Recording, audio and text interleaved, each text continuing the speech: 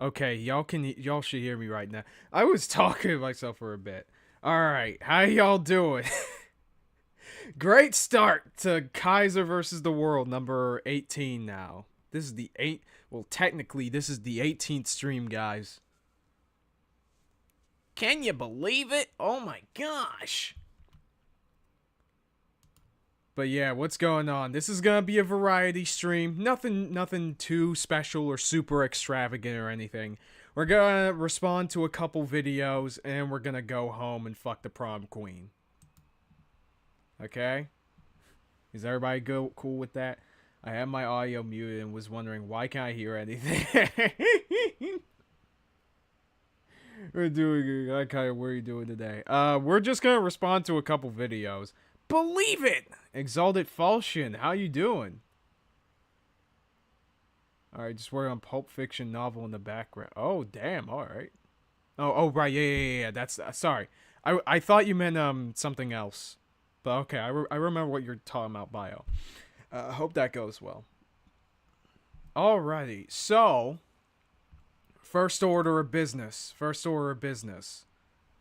This video right here has reached 16k views. Which isn't bad in 2 weeks, especially for the channel size. But I know we can go higher, okay?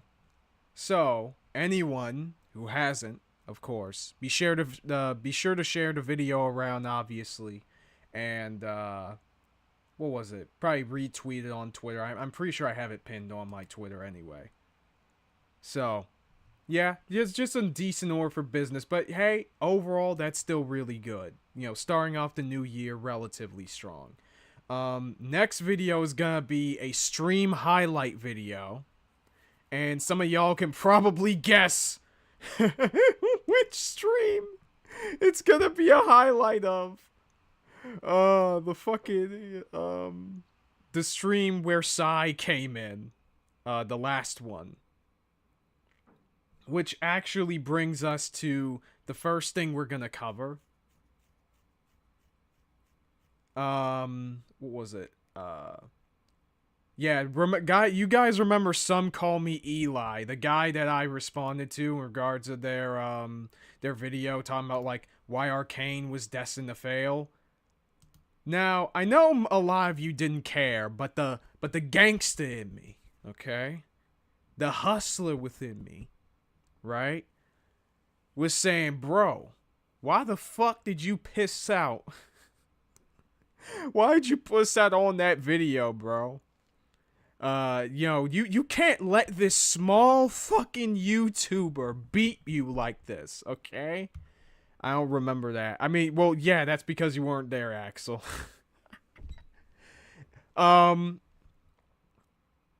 So I'm all like, you know what? I'm gonna finish the rest of this video. It's only like, what, 2 minutes?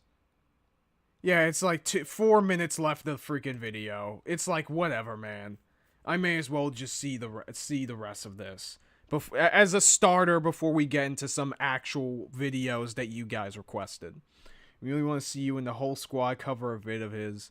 I mean, we probably will. Probably one of his, like, My Hero ones. Definitely. But yeah, I definitely want to, like, okay, because this was on my mind, and it's like, god damn, is it fine that I left this unfinished or whatever? I remember I enjoyed their vids, but this one was especially bad, IMO. Oh my god, Cameron, holy shit, okay. This is your guy? This is your guy? I'm gonna be honest, man. They're not sending their best. Kaiser versus the OPs. So, last time, okay? Narrator voice. Last time on Kaiser versus the World. This guy was trying to talk about a retrospect on the internet culture and saying why Arcane was destined to fail. And for the past 16 minutes of the video, it had nothing to do with Arcane whatsoever. Because he was trying, they're trying to weave this tale that somehow weird fandom bullshit that trickled down from the Avatar shipping community, to the Korra shipping community, to Steven Universe, to My Hero friggin' Academia, somehow made its way into the writing of Arcane Season 2. Which is so fucking brain dead. Especially when you consider that they use talking points very, like, similar to Lily Orchard. So, that was a big surprise to me. Honestly. Such things include basically saying that, like, saying the same old thing. It's like, oh, everything was copying Avatar, even though a bulk of the stuff that he was talking about was, like, being created while were probably being created or were in production while Avatar was being made, like putting out episodes on Nickelodeon. And that, like, again, if you want to say, talk about, and they were severely wrong about the My Hero stuff, saying that, like, the ending of My Hero is bad because he thinks that Ochako should have been gay or bi or some shit. It was wild, people. Wild. So wild that friend of the channel, Cy Scribbles, had to jump in. Wasn't he just saying exactly what Lilia said about several shows? I mean, essentially. Like, you know, of course they, you know, popped the, what was it? They popped the Steven Universe pill, obviously. They have the similar opinion about, like, again, the whole Avatar thing. And they're trying, and again, they were trying to make it seem like fucking the writers of Arcane were somehow, by some mischief of the devil, right? that they were, that they are, like, placating or whatever to the, what was it? To like shippers, and that's why season 2 failed, which is the most brain dead thing you could possibly think of. And they were weirdly racist too. Like, they just blamed the bulk of this stuff on white gay people. When it's like, no, this is just typical fandom bullshit, just teenagers with no impulse control being kind of cringe about the ships that they like. So, there's that. Anyway, sometimes Eli is proof that the pipeline is real. I mean, I don't know, man. I'm Kaiser. By the way, I was wondering how you feel about MHA as a whole. I would probably rate it like a 6 out of 10. Like, on a whole, it mostly succeeds in the core of what it's trying to do, but it kind of fumbles in the middle of how it manages to get there, in my opinion. The vid was wild, yeah. Anyway, we're gonna finish the rest of this shit, just so that I can have enough material in the freaking highlight VOD thing that I'm gonna put out. Coming soon. Hold on, actually. I gotta plug up the fucking laptop. Okay.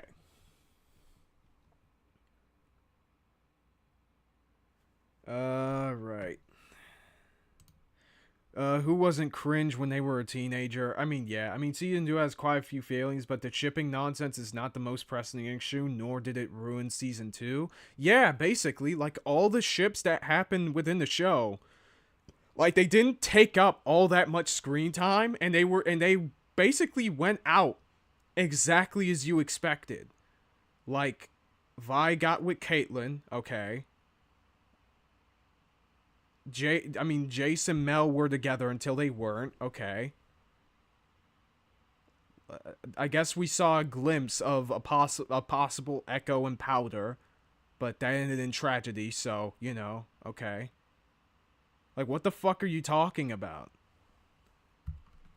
Like, if you're trying to make the argument that friggin' Arcane Season 2 was appealing to, I don't know, Tumblr Gooner culture, like fans of Has Been Hotel or some shit, you're not sending your best. But, anyways, let's just move on with this shit so we can get to the real show. problem with cartoons and anime, or at least this generation of them, is that, frankly, we're being raised on the wrong ones. I mean, says you, but okay. Instead of being raised on Naruto, Dragon Ball, Samurai Jack, Avatar, we're raised on... And what's worse is that... Buddy, we are also being raised on other good shows. You do realize that, right? Like, yeah, Korra is bad, and half of the fandom is destroying itself, you know, talking about how good or bad it actually is. So what the fuck are you talking about? And sure, My Hero isn't great, isn't as good as it probably could have been, but it's far from absolutely terrible. And I'm sorry, dude, you're not gonna put this shit up against Dragon Ball Z and expect me to believe that, man, this generation is completely dead, bro. Are you serious? People who grew up with such satanic propaganda are the same people who are now writing TV shows. Okay, oh wait. Audio's a little low. Okay, got you. Hold on a sec. Raise it up a little bit here. Okay. So, and who likes League of Legends? For me, not for you. Okay. Also, I'm sorry. Let me rewind back that shit. Like, yes, it is possible that a lot of like bad writers these days are sort of being raised by like really poor shows and shit like that. But Korra is the only good example of that you managed to prove. Apparently, you're completely wrong on Steven Universe. So, you know, not winning out on that. You were incredibly wrong on My Hero. I know that for a friggin' fact.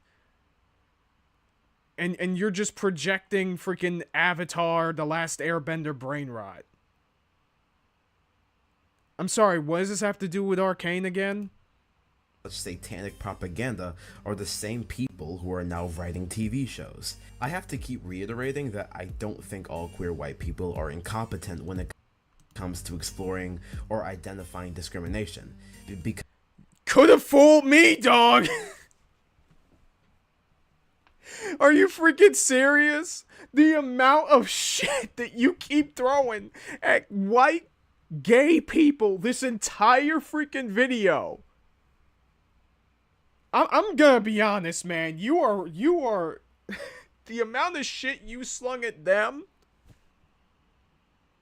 Like, I'm not saying that the president's mightiest soldiers could take some pointers from you. But if they did, I wouldn't be surprised, you know what I'm saying?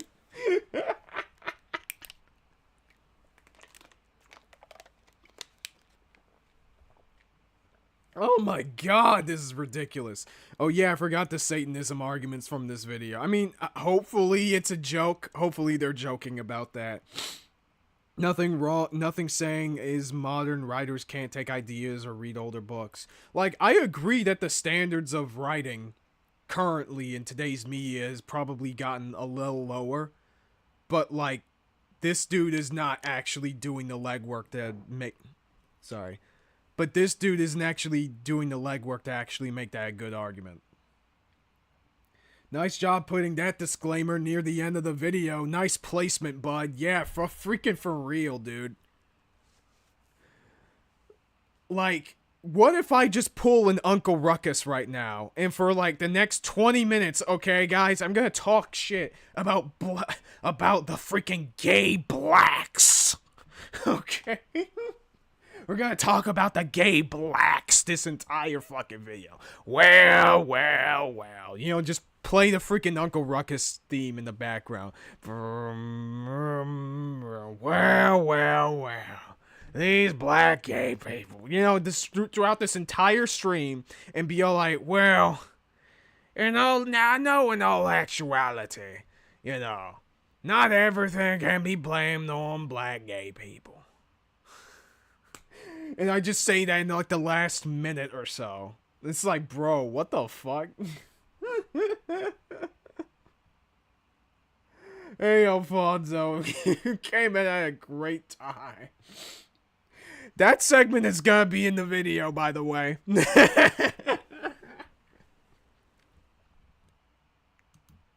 Because shows like Arcane make it very hard to say that statement with a straight face. I mean, yeah, because some of the members of the writing team are not white, so... Fish and mailed, we'll get them next time. Seemingly every character who opposes the system in some way either die and Jinx, get converted by the capitalism of Piltover like Vi, or get treated like they're purely madmen with no ounce of humanity left in their being. Okay, so... Going down the list, because we finally got to the Arcane part of the video, guys. As seemingly every character who opposes the system in some way either die and Jinx, get... Not everyone who opposed the system died. Savika is in the council. A good chunk of the Undercity is still alive. Vi is still alive. Caitlyn, who is so about the system in the first place, is alive. Oh my, what the fuck? Also, do you not know what a freaking tragedy is? Echo is alive? Your boy Echo? Probably one of the biggest rebels in the Undercity. Like, are you serious? Uncle Kaiser's just a yellow devil. No, different yellow, guys. I'm not that kind of yellow, guys. Jesus Christ. But Singed won Season 2. Yeah, spoiler alert. I mean, granted, he didn't oppose the system, I guess. But, like, he won. Like, what the fuck? Converted by the capitalism of Piltover like Vi, or... She didn't get converted by the capitalism in Piltover. That's not what freaking happened. You know what happened, Eli? It's this little weird thing that Vi tends to do. You know, that thing called looking at the bigger picture. Like, if we're talking about early on in Season 2, when she is working with Caitlyn to stop Jinx, that's her feeling guilty that, you know, Jinx killed the council and probably destroyed almost any chance of there being any peace between Piltover and Zaun. It's also called seeing the fact that Caitlyn lost her fucking family and taking her responsibility for that. Did you miss that part?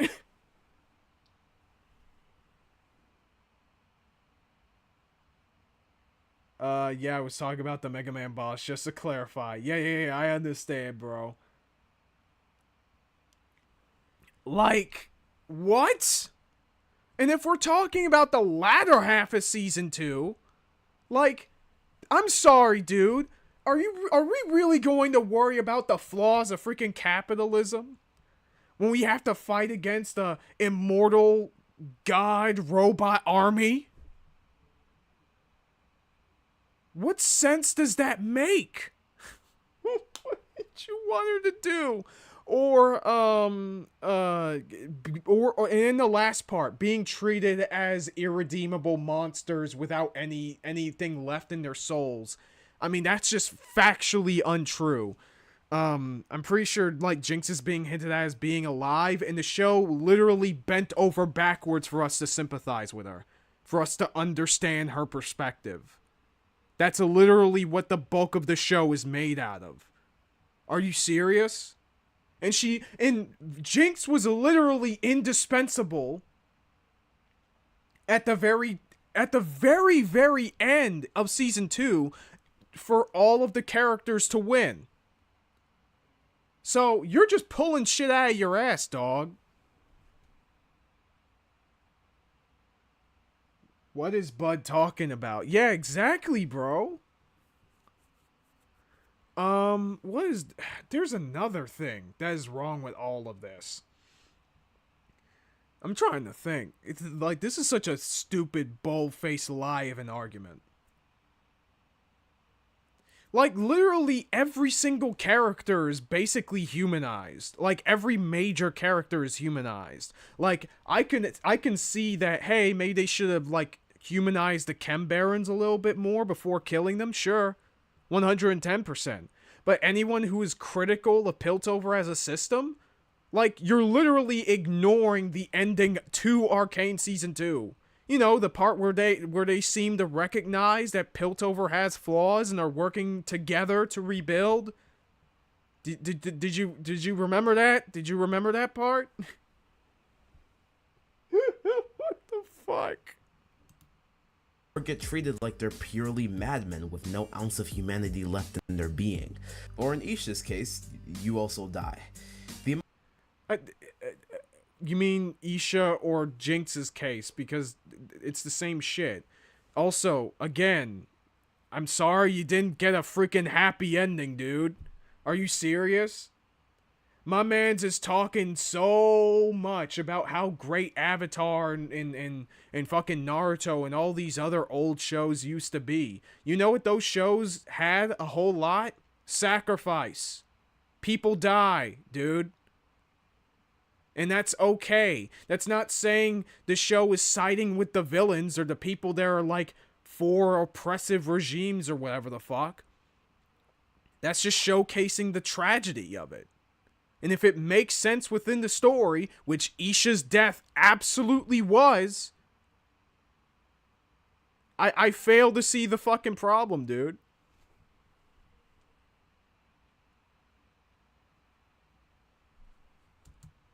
The amount of victims in this show is astounding. Zaun didn't choose to be left alone, deserted like they were, and yet the people on the upside constantly reap the benefit of their suffering. Jinx embodies that. She's someone who... I mean, well, presumably they reap the benefits of their suffering. To be honest, we barely have all that much insight into the actual politics between Zaun and Piltover. Presumably, you know, Piltover gets Zaun's, you know, mining and all this other shit. But to be honest, we're kind of just filling in the blanks for the writers, which is a flaw, by the way. That is an issue I have with Arcane as a whole, that we don't get enough of that shit. But assuming that they are right? It's not like the show forgot about that. Again, you keep saying all this stuff as if the show forgot all about these things. And also, what does this have to do with literally 90% of the other parts of your video when you're talking about shipping bullshit? What does shipping bullshit have to do with the show mishandling the social or economic commentary within its setting? Which it didn't, by the way. By you know, using your freaking definitions, but whatever. Deserted, they wanted to be left alone by Piltover, they wanted to be independent. I mean, yeah, but they, like, I'm guessing what he meant to say is that Zaun didn't ask to be neglected in the first place, which, you know, presumably are the things that caused the Civil War before the story began, I'm assuming, you know, doing this little thing that Eli seems to not be able to do, which is take things at good faith. Because I'm just that nice of a guy, apparently. But jokes aside, like, even then, this doesn't make any sense. God damn it. Ultimately feels like a burden, who just wants to exist as herself while also wanting others to validate her. How she feels, the neglect she honors, is emblematic of how her people also feel. And the one person who could salvage any of this is her sister. And what does she do instead? Vi has chosen... What do you mean? It's not what she did instead. Did you forget the part where they fought together in the final battle of the series? That Jinx literally sacrificed herself to save Vi? Dude, what are you talking about? It's like you didn't see the final episode of the show. Did you have your eyes closed? Did your dog eat your homework and you had to freaking catch him? For like I don't know, the 45 freaking minutes that finale aired? Like, dude, what in the fuck? Context is important. For freaking real, dude. Oh, I think he's blamed the writers for having ships instead of focusing on the politics, I think. But the ships barely made that. The amount of times we focused on Vi and Caitlyn's relationship within the season is very, very small. If, in fact, I would probably say that's one of the issues in season 2, that we don't get enough fleshing out of them as a couple. Right? If anything, like, I'm not saying that, oh, they should focus on that more than the show. No, I'm saying they should flesh out everything. The season probably could have been much better if it was twice as long. So that would probably solve a lot of the pacing issues and plot points and shit. It could have at least used like 3 more episodes or something as well. Let me see. There are fair criticisms to make about episodes 8 and 9, but this guy is not gonna make them. He just kneecapped himself by excluding contextually important scenes. Yeah, for real, dude. Eli's consumed by the fog from Persona 4. We'd rather see what he wants to see rather than what's in front of him. Yeah, exactly, dude. Yeah, he is projecting his views on the show instead of actually taking it for what it is. Again, you can criticize it. You can say that it does not succeed in what it's trying to accomplish, but you're just saying that it doesn't instead of showcasing why it didn't. Not very good video making, dog. Alright, this is the real critic challenge, and they are failing massively. In the upside over her own people time and time again, and maybe at one point it was valid because her people were igniting the cycle of violence, but it doesn't help. I mean, yeah, yeah, you mean like for the majority of the season? Like what? Vi has chosen the upside over her own people time and time again, and maybe at one. Also, she didn't choose upside over her own people. That never happened. Except at the very beginning of season 2. Especially not in season 1, that didn't happen, because she was only focused on finding Jinx and stopping her madness. Because she was trying to keep Piltover off their backs, that she wanted Silco to be gone, because he was actively making the Undercity worse.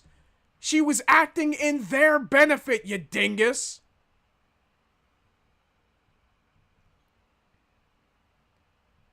So, no, she didn't choose the fucking... the top side over the Undercity. You're just being a friggin' maverick! This is the same exact issue that fucking Twilight highlighted in her video talking about Lily Orchard, right? Where these people are looking at a show that is doing something very specific with its politics, and they're being mad that they are doing the thing that they were always setting out to do. And even then, they are taking in the most, like, wild interpretation of it possible, instead of actually experiencing the story for what it is. One point it was valid because her people were igniting the cycle of violence, but at one point it was valid, and in the second half of season 2 isn't? It doesn't help that when she chooses the upside, or specifically Kate, over her own people, the story constantly gives us reasons as to why this is wrong. And let's not forget, the entire Wait, what? Hold on, what? What are you talking about? It shows that the choice is complex. It's not that it was a bad choice. It makes absolute sense for Vi to do what she does in these situations. It just wasn't the true way of ending the cycle. Right? It makes sense for Vi to join up with Caitlyn and the Enforcers to stop Jinx because she is trying to destroy Piltover. She is terrorizing the place. She committed crimes. Like, what? Dude, the dude is accusing this show of committing tonal whiplash when this motherfucker gave me whiplash this entire freaking video. Conflict of the show is entirely her fault. In layman's terms, I mean, it's not necessarily entirely her fault, but like, I do agree that the show maybe could have fleshed out a bit more how, yeah, all of this kind of happened because Vi chose to, you know, steal from Jace's house. Like, sure, fine, but that has nothing to do with what you just said a second ago. And also, Vi is also taking responsibility for the fact that, again, she could not stop Jinx in the first season. And because of that, people died. The city is in shambles. So what the fuck are you talking about? It's in Vi's character that she does want the best for everyone, or what she believes is best for everyone. She isn't choosing one city over the other. She wants peace first. Facts, dude. That's the whole point. That's the point of, like, the parallels between her and Vander. The obvious as fuck parallels that apparently this guy missed. Dude, freaking, you know that part in Lily's video about media literacy where she was making fun of people that say, oh, well, you know, that, hey, maybe we should, you know, enhance or give a bit more attention to media literacy classes? This guy is proof of that. This person is proof that somewhere the education system fucked up. A show about people who are getting oppressed, fighting against their oppressors, or people trying to reform the system that oppresses them sounds fine by me. Exactly. People die when they're... Fuck me, dude. I should have that as like a soundbite. As soon as I can figure out how that shit can work. Oh, man. The simple thought of a revolution, especially concerning what Jinx means as a symbol, is dropped and discarded because somebody in the damn studio wants to goon to lesbian sex. Look, What are you talking about? That literally had nothing to do with it. We literally spent a majority of the season focused on the revolution. And then, yeah, we shifted away from that, you know, during the middle of season 2. But that it was not because of Vi and Caitlyn's relationship. It had everything to do with the greater plot of the story. That being stopping Victor and making sure that the city doesn't blow up in the third impact. You know, Vi and Caitlyn and all these other characters are trying to stop the third impact from happening. That's the whole point. You would have an argument if a majority of the show was spent doing that, but that's literally not what happened. You're lying. I'm not saying I know these writers' intentions or personalities for a fact. Just like... No, you're pretending like you do, which is even worse. You're being purposefully dishonest. Whatever... What is this tweet? Kubo's comment on his club. Today I dined with Horikoshi and Akutani. Although our meeting was not a big deal, it was full of stories I could not publish a single word about. So, yeah, Kubo just chilling with his peers, whatever. Like, are you fucking serious? Don't pull this disclaimer saying that, oh, well, I don't know for sure what the intentions of the writers are, when you have been fucking Darvoing the shit out of them this entire video. Miss me with that. Sex. Look, I'm not saying I know these writers' intentions or personalities for a fact. Just like I will probably never know for certain what happened in that damn cafe.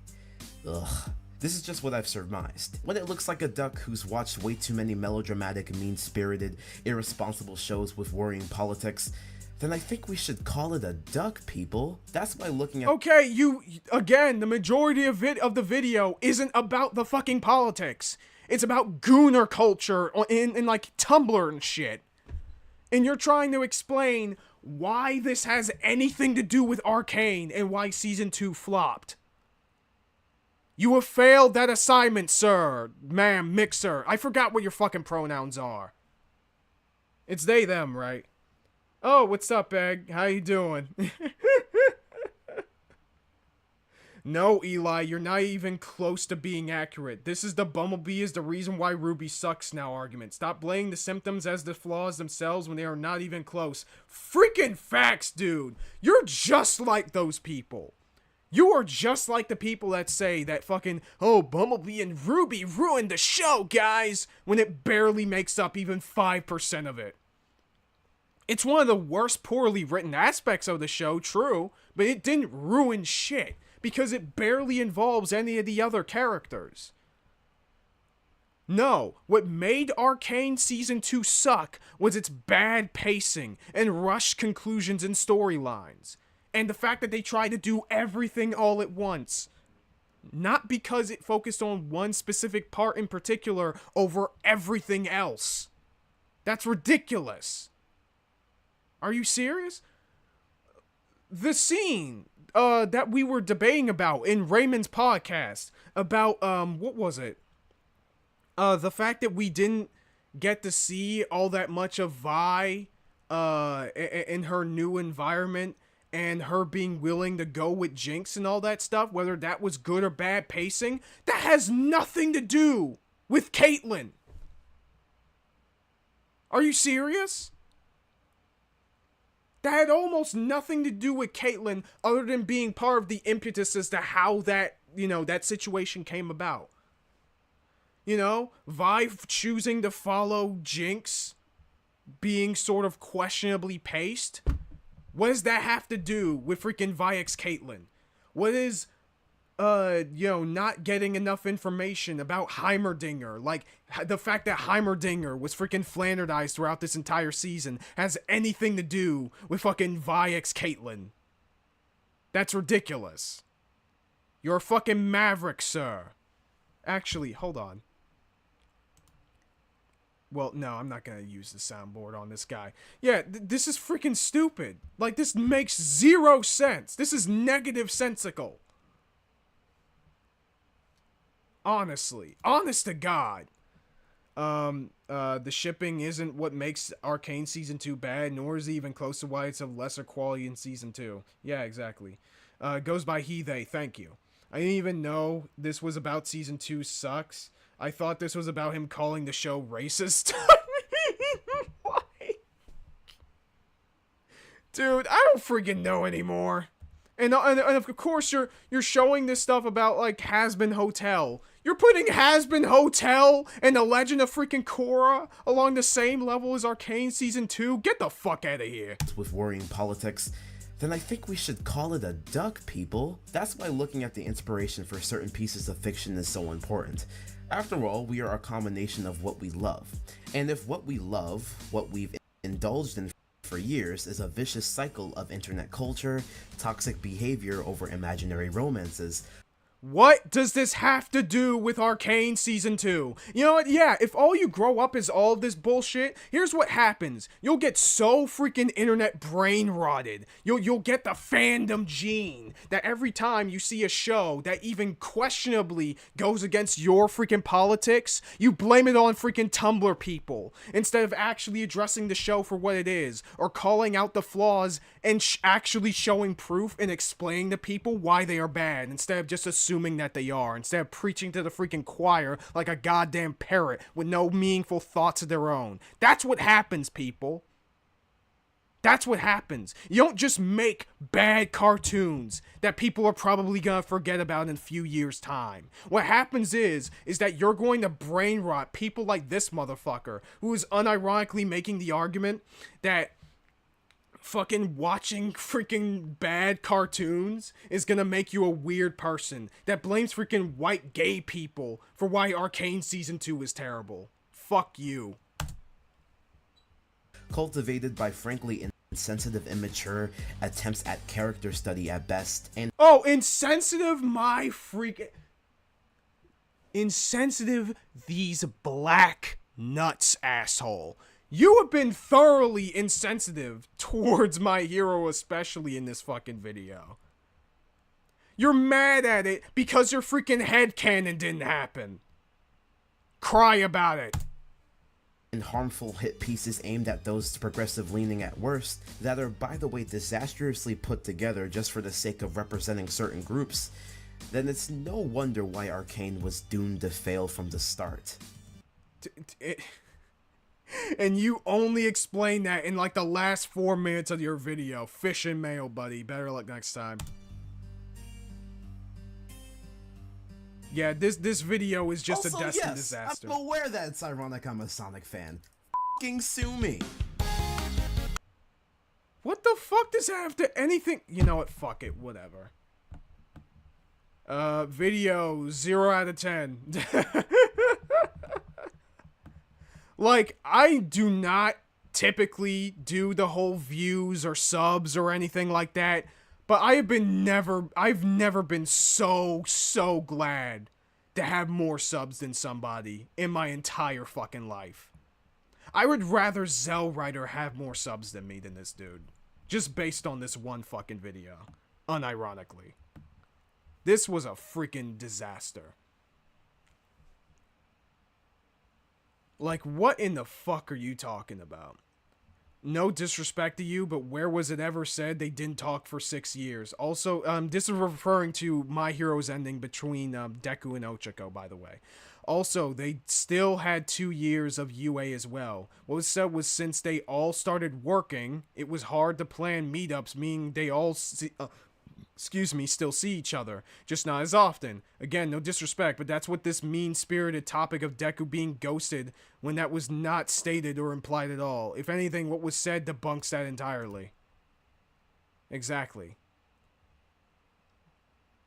Yeah, so they were completely wrong. Get fucking roasted, buddy.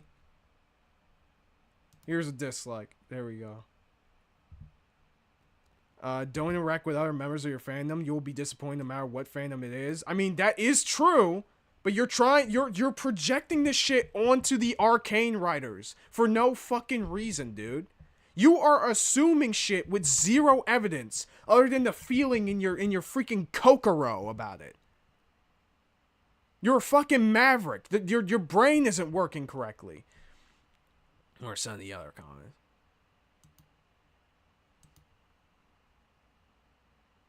I do think shipping is generally an issue with shows, but for me, that wasn't the biggest issue of the show. I could definitely buy into the idea that Vi would switch sides after what she experienced after all the time she spent in jail. And also by meeting Kate and seeing how the Upsiders weren't as bad as she thought. However, what I actually had an issue with was how the initial conflict from Season 1 was pushed aside for a strange magic plot and outsiders attacking Piltover. Yes! What is the freaking stupid Black Rose subplot that we barely managed to understand, even at the tail end of Season 2, have anything to do with Vi and Caitlyn's relationship?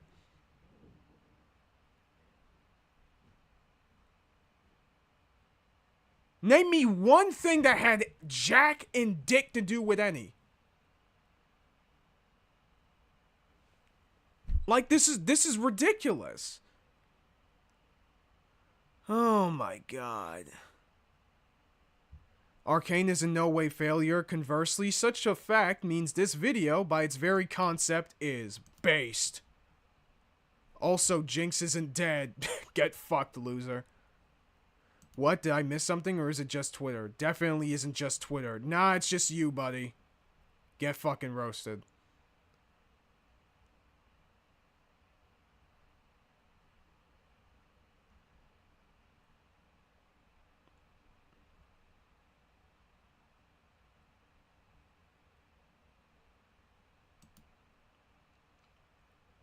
Wow, so basically thought 20-minute throughout the 20-minute video, you talk about Arcane for like a minute and a half at the end, and your main point for Arcane is failing is that Vi and Caitlyn had sex after Jinx ran away.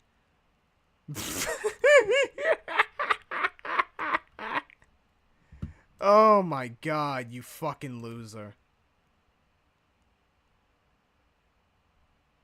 okay, I don't want to be rude, so I'll try not to be, but when you watch a popular show that is targeted towards teens and young adults, the problem is not in white queer people. Oh, no, I'm sorry. White queer people. The problem is in most of the show's fans being childish in their behavior, while simultaneously being the loud majority about it. You saying that they ruined their respective fandom is like going to a soup store and complaining that there are no clothes. It's a little silly, don't you think? If you want good stories, where its theme is explored to the fullest and the characters get interesting and fulfilling arcs, you won't go to children to ask for recommendation, right? I mean, well, hold up. Okay, that's where this is... You kind of lost me here, because there's a lot of children's media that managed to actually do this shit correctly. The problem is that this motherfucker just does a really bad job showcasing why fucking gooner Tumblr culture had anything to do with why season 2 of Arcane failed. Like, what the fuck? And you just give a question mark as if that's supposed to mean anything? Are you serious? Dude, I gave 10 billion times more commentary and pushback and meaningful pushback to this comment than the guy who made this fucking video. How does that work? Oh my god. Insensitive these black nuts. Kaiser, you are a gotcha machine. The craziest phrase. Never stop hunting Mavericks. And even then, it kind of felt like the ending of My Hero Academia. Deku just became a teacher. He didn't really do anything other than that for those years because he lost his powers. I mean, that's a reasonable thing to do, no? Teach the next generation? Hey, when freaking Superman loses his powers, if he opens a school saying that, hey, I'm gonna teach people how to fight crime, I think that's a good idea, guys. Hot take. I didn't understand about the ending is what got rid of his powers. What are you talking about? It's obvious how his... What? Just hopped in. What nerd we roasting? Just finishing off this nerd that we roasted last time. We're gonna move on to a new video now. So you didn't miss all that much, not meaningfully.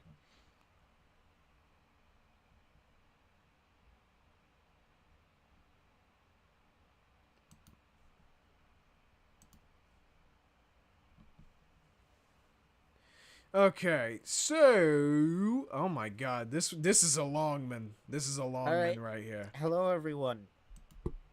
Oh my god, this guy has only 143 views.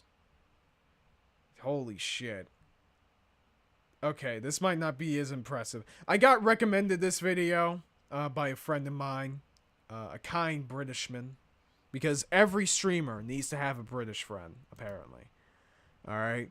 Alright, this guy is like my Chud Logic to my Nick Diorio. Okay? But, this is Toby the Guy, whose video is called Arcane Has a Terrible Final Battle in Actual War Tactics. Which is interesting to me, because the tactics of the first big fight in Season 2, upon further inspection, not very strong. You know? Courtesy of I Know Nothing, I guess, for changing my mind about it. Hold on a sec. Again, there are criticisms that can be made of the writers, fair criticisms. This video had none of those. I have no idea why, since one of the writers had a public meltdown on Reddit and Twitter. Exactly, they didn't use that as evidence. But at least pull a Zell, at least try to argue the points you made in the video. Yeah, Zell is unironically a better YouTuber than this guy. Than some call me Eli. Holy shit. Clark would be the Pa Kent to Connor if he lost his powers. And Kara. Yeah, exactly. Better a British friend in the British Army. Holy shit. Alright, anyways.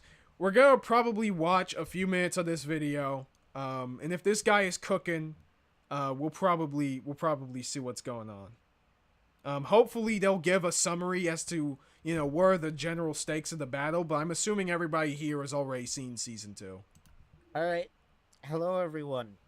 Hello. So, we have just finished Arcane. It's a very good show. I will not review it because everyone else and their grandmother's mother and stepmother and everyone else in between has reviewed it. Good choice. If you want my opinion on it, probably a solid 8 out of 10. I really like it. I like the shit they did with Jinx. Arcane season 2, I would not give it an 8. I would probably give it a 6 out of 10, but you know. And I fully recommend watching it, especially if you've seen the first season. If you haven't seen the first season and you plan to watch the second season, you should probably watch the first season first. And then watch or just jump into the second season and be confused. That's also technically an option. That's always an option. I love that, guys. You know, people that jump into season 2 and then be all like, but what happened? Or unironically, the people that actually need the refreshers that are put into Kingdom Hearts 3. Okay? They do not skip those parts of the cutscenes. Oh my god. Anyways. Suggested though, do not pull don't pull a modern One Piece fan and try to join like episode 1018. It's not gonna work out well for you. Nah, I'm gonna do that because the colors are prettier. Fuck you. Anyway, so unfortunately, when watching TV shows, my brain works, and while I definitely enjoyed it, oh my god, dude, he's one of us. He's an N-word. He's one of those nitpickers. He's just like us, guys. We have found our people. We have found our people. Actually, is there a Filthy Nitpicker podcast? Hold up. I swear to God. Sorry, side tangent. Filthy Nitpickers.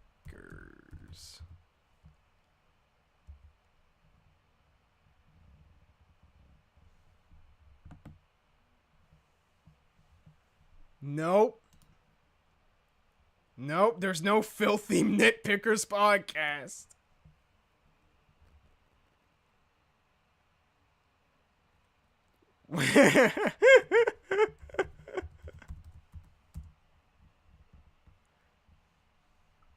There's the Nitpicker podcast and the Filthy Show, but not the Filthy Nitpicker podcast. And hey, this podcast only has 982 subscribers, so I feel like we got something going. In case. You know, just in case. Also, nice one, Nicholas. Holy shit, dude. Radio theater for 3 days. Hope that went well. I'm playing Red Out with the stream on, and I wasn't paying attention, so my heart skipped a beat when you said... What? What other N-word is there?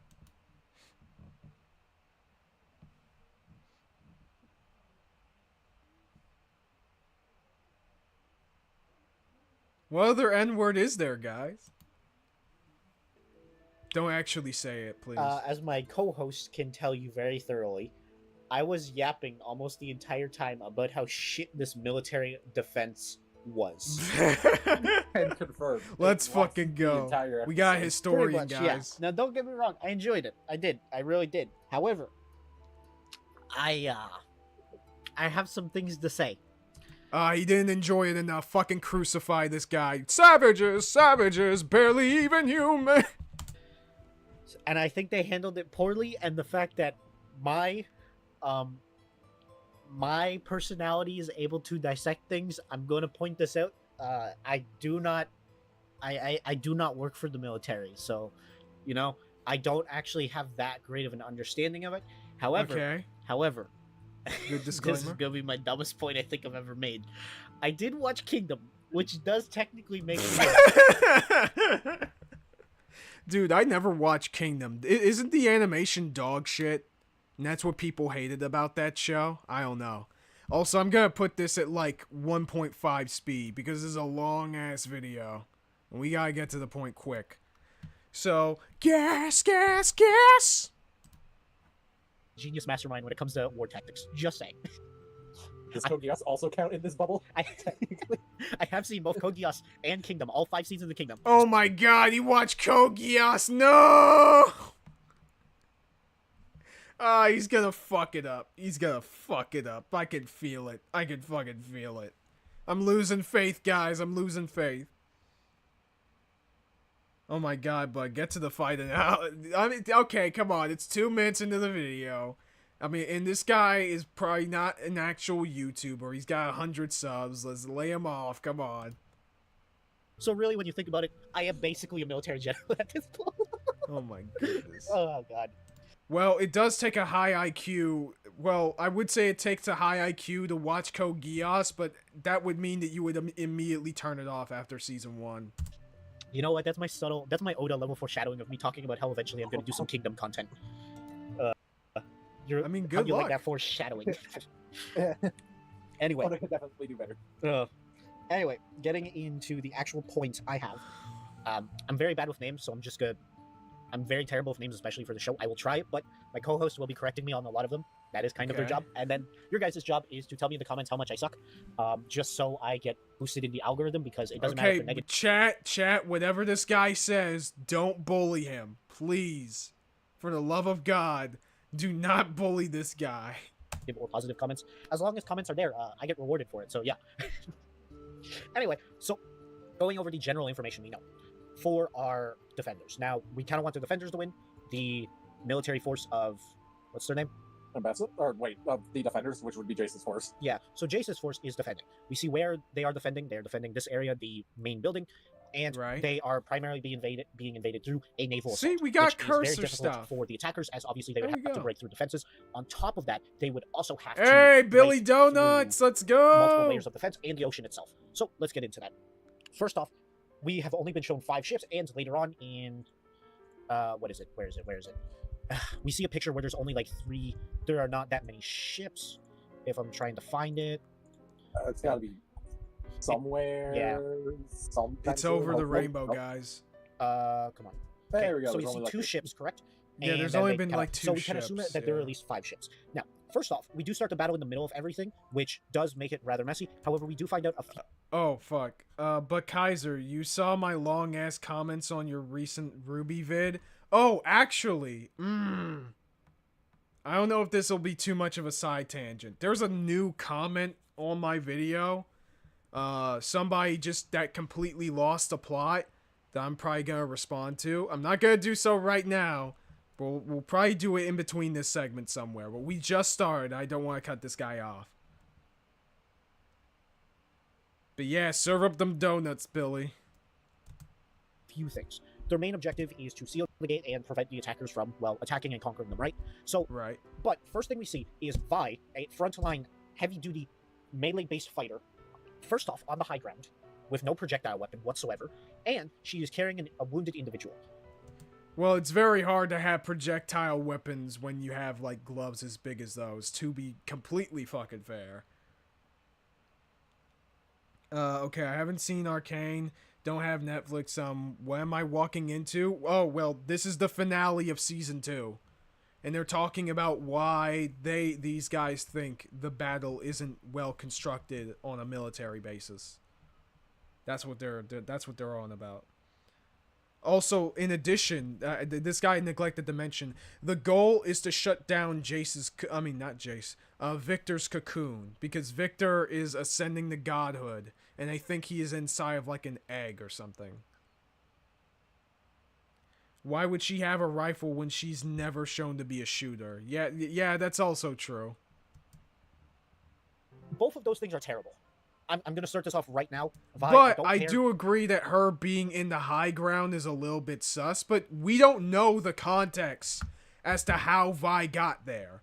We just... Remember, guys, we were not there for, like, when this battle started. We literally got dropped in on Vi's perspective when she is just carrying this poor dude, right? So for all we know, Vi could have been taking care of frontline stuff.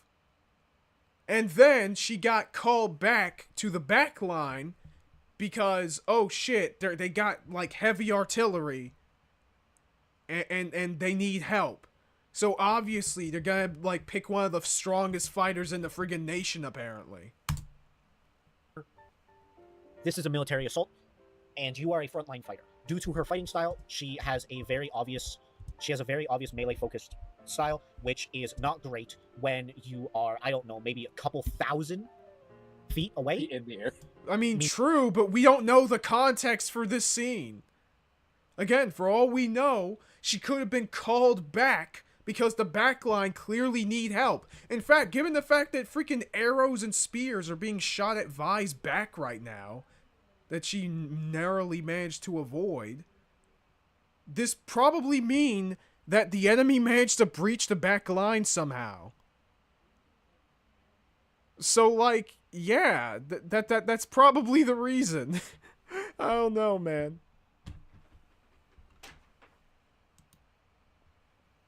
Meaning that in order to gain anything, it would most likely not benefit. And we're also going to talk about some other stuff later. So, first thing I'm talking about is the railgun. So, what do I have a problem with? First off, the cargo. Okay? The cargo is garbage. The cargo is garbage. Okay. Let's hear this. The cargo. Okay? The cargo is garbage.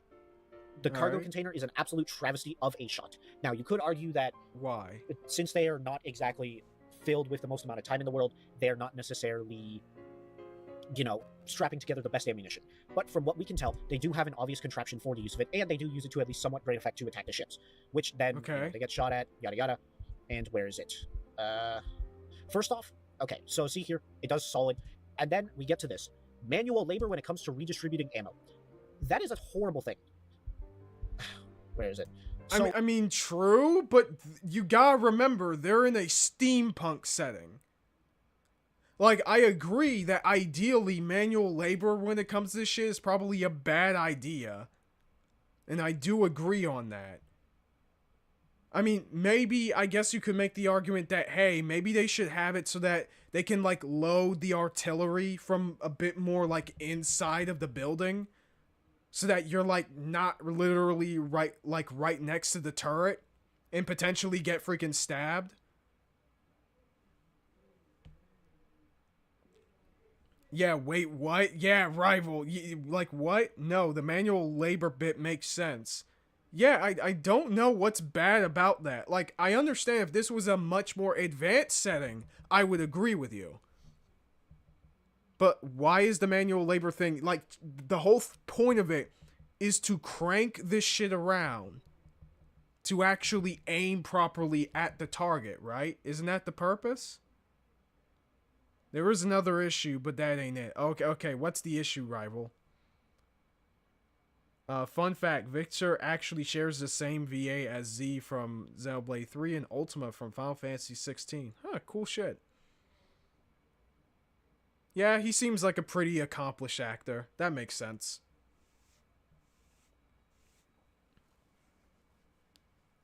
But yeah, rival, what's like the actual issue with the canon here, I guess?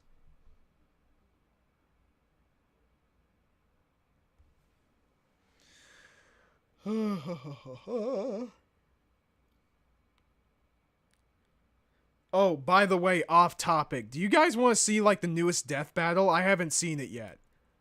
The new death battle between fucking Kratos and Ashura is out now. And I haven't seen it, to be honest. I honestly have no idea who would win. I don't know if y'all want to watch it a little bit later or not.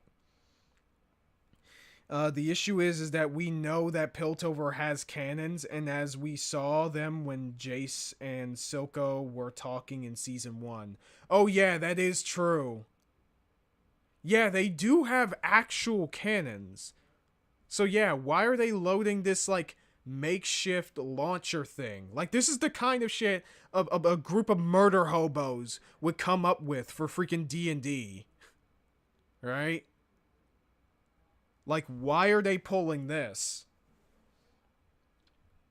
The issue is that Piltover isn't using all of their firepower at their disposal. The railgun shouldn't be the only thing being used. That's the issue. I mean, that is fair. But I thought there were other cannons during that scene. Like, weren't there like other actual cannons, or am I gaslighting myself? Am I going Maverick? I have to assume Ashura stomps. That's my assumption. Yeah, the dude like blew. Didn't Kratos? I'm sorry. Didn't Ashura like blow up something the size of a moon? Didn't like he literally kill God? Not just a god, but like the god. The only guess I have, will he actually have a cannon like this one is because it's probably has more firepower than this. I mean, maybe. I can see how it would have more firepower. It's just that we don't see it.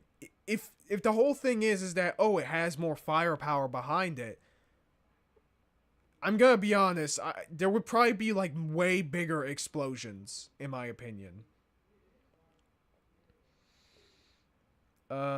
Also that's because this VA also played Viserys Targaryen himself. Yeah, he sounds like a guy who would voice somebody from Game of Thrones. That makes complete sense. The railgun being used is pretty fine, but they should be loading more explosive munitions. I mean, that's what I assume was in the crates. That's what I assume was in the cargo, explosive shit. But there wasn't enough of a big explosion when they are being used, which is kind of disappointing, to be honest.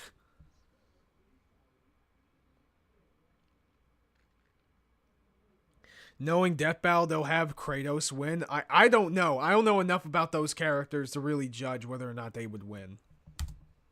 Distributing ammo. That is a horrible thing.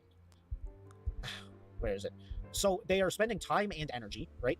They are spending time and energy to insert ammo into said railgun. Yep. But also, when you check on the building here in this instance, you will notice a very interesting thing. And that is that the ammo that they are storing cannot be seen anywhere. In any of the shots. You see maybe one or two other shipping containers, which means that they, simply put, are not carrying enough ammo for their cannon to fire a substantial amount of time. On top of that, oh, well. I mean, there's a lot that we don't really get to see in this shot. Like, I feel like that's a big jump of an assumption. That would be bad if it's true. But I feel like, I don't know, personally, I would give the show kind of a bit of leeway here. Because of the fact that, like, again, there's so much that we don't see of this room. And how the loading system works.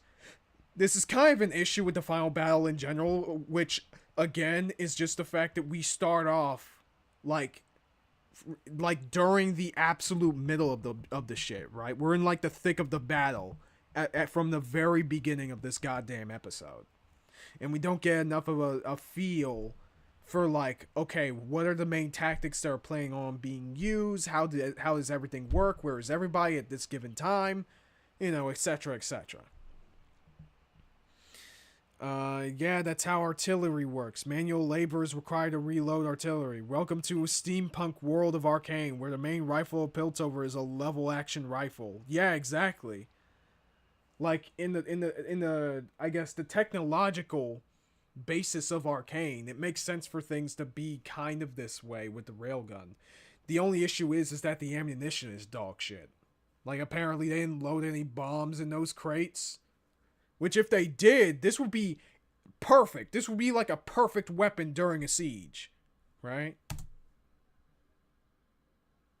They're fighting against, while not necessarily projectile-based combatants, they do obviously carry, bows, arrows, stuff like that. And they have their primary gunner not wearing any substantial armor on his head or even vitals, because you can actually even see he gets shot in the neck. And while that most likely would be very hard in a military situation, especially from below him, which is what this is primarily most likely designed for, you can even see in the very shot I have paused it, his face is not covered. Unguarded. His head is unguarded with a wall, literally. All right, you know what? That is true. That is kind of a dumb thing on Loris's part. He probably could have gotten the helmet. That probably would have saved him a little bit. Although, to be fair, well, I mean, in the time period that these characters are in, are there ways of, like, protecting the neck for, like, armor during sieges? I would assume that there probably are. God, a part of me wishes that Twilight was here so that she can just fucking babble to me about the historical accuracy of this shit. Stopping at his shoulders. And now, while you may be arguing, oh, that's obviously for visibility, okay, cool. However, we do know for a fact that he does, in fact, have more sophisticated armor. And we know this due to, where is it? 4, I believe. Episode 4. Sorry, my bad. I misunderstood that. Maybe not. It's the one where they invade. We get to see the task force. I believe it should be. Oh, that's not episode 4. That's episode 5. Is that episode 3?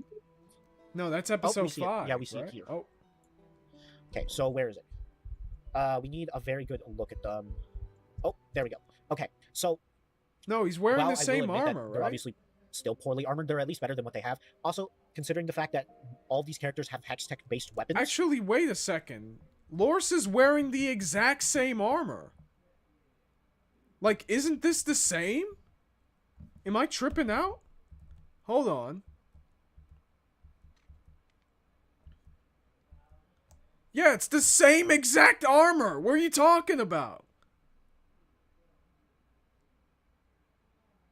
In simple terms, giant box hits boat, shatters hull of boat, sending thousands of splinters into the boat crew and while causing damage to the boat. Yeah, true. Like, what in the fuck? He's saying that, like, oh, he had better armor, but it's like, the armor is literally the same.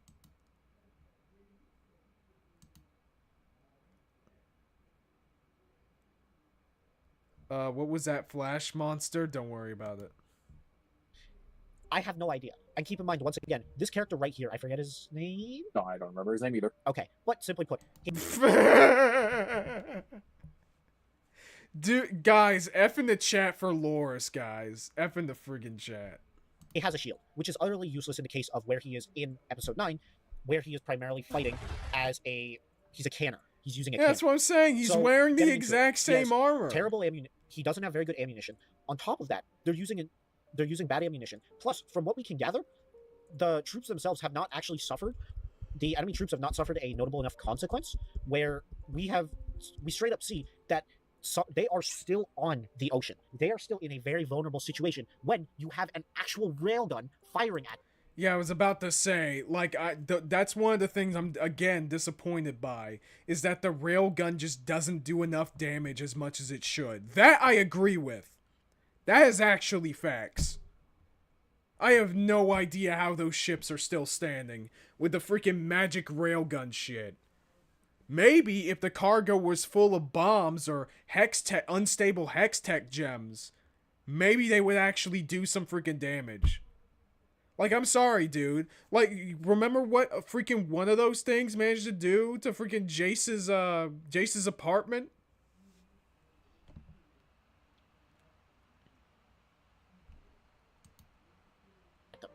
You literally see, you can observe him. If this shot would have gone off, he would have most likely sunk another ship. On top of that, since he's using blunt force, you would assume it is for crowd control. However, Probably. It's not working as crowd control. We can clearly see him constantly trying to aim at the ships. He is trying to sink the ships. So having a blunt force metal object clash against another blunt force metal object, just simply put, doesn't work. I mean, I'm pretty sure that can work if you have, like, explosive munition inside of it. They just didn't have that for some dumbass reason. Also, you have to take into account this is a rail gun, okay? So this is like a magic high-speed fucking blunt heavy object hitting a ship. My thing is that it should be doing way more damage than it actually does. Wait, what the fuck? Oh, I'm sorry. It got muted. Bad fucking YouTuber. It is for crowd control. However, it's not working as crowd control. We can clearly see him constantly trying to aim at the ships. He is trying to sink the ships. So having a blunt force metal object clash against another blunt force metal object, just simply put, doesn't work. And it's not going to continue working unless you do something different about it. And you even see here. You can also see, for example, there are many, many, many ways to destroy and distract troops, which they have not gone through the effort of. We know that they have access to at least somewhat decent explosives. I'll give you a hint, Evan. You're probably gonna know where I'm going with this. But as you can see here, there are troops troops were. In fact, a bigger issue is the fact that we know since season 1 that Piltover has airships. Why the fuck don't they use their airships to like drop down bombs onto the ships below in Mbessa? That's a bigger issue to me. That's a way, way bigger issue. Kaiser, use a railgun makes sense because a railgun is going to be more damage to shit. No, I agree. Nicholas. Like, that's not the issue. The issue is that despite them having that advantage, the show doesn't really meaningfully show how much damage that probably should do.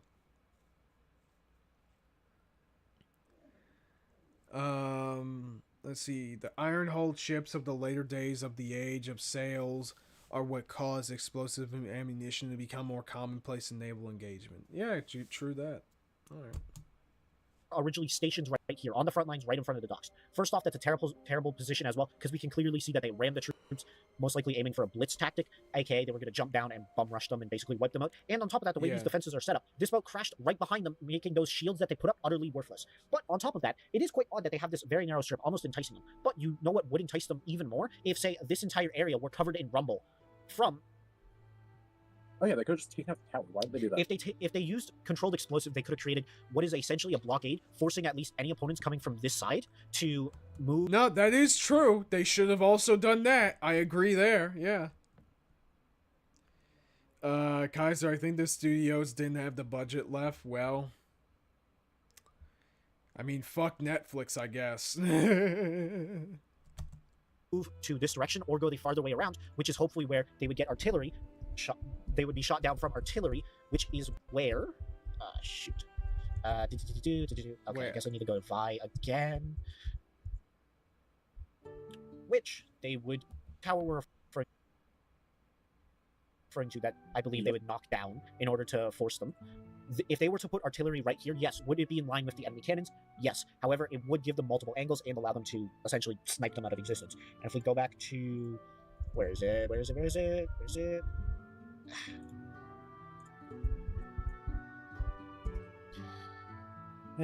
God. Okay.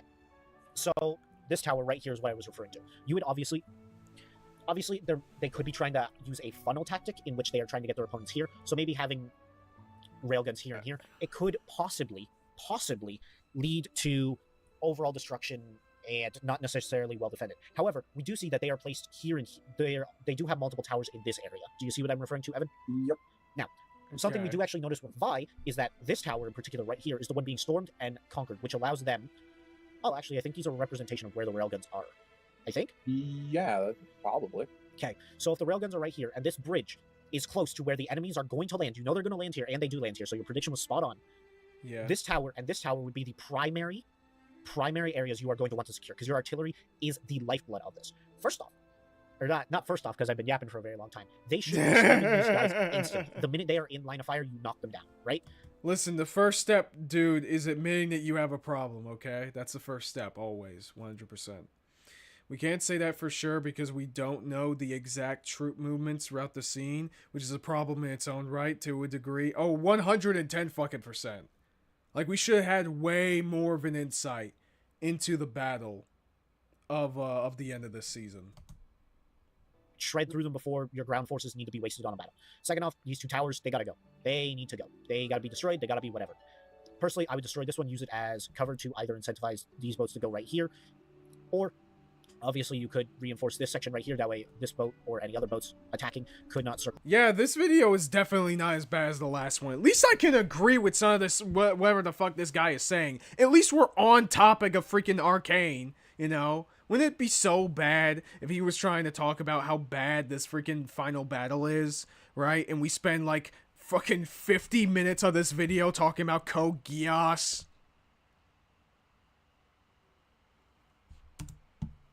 Right? Makes sense. But then there's these two bridges. So if these towers are compromised, you want to know what you have there?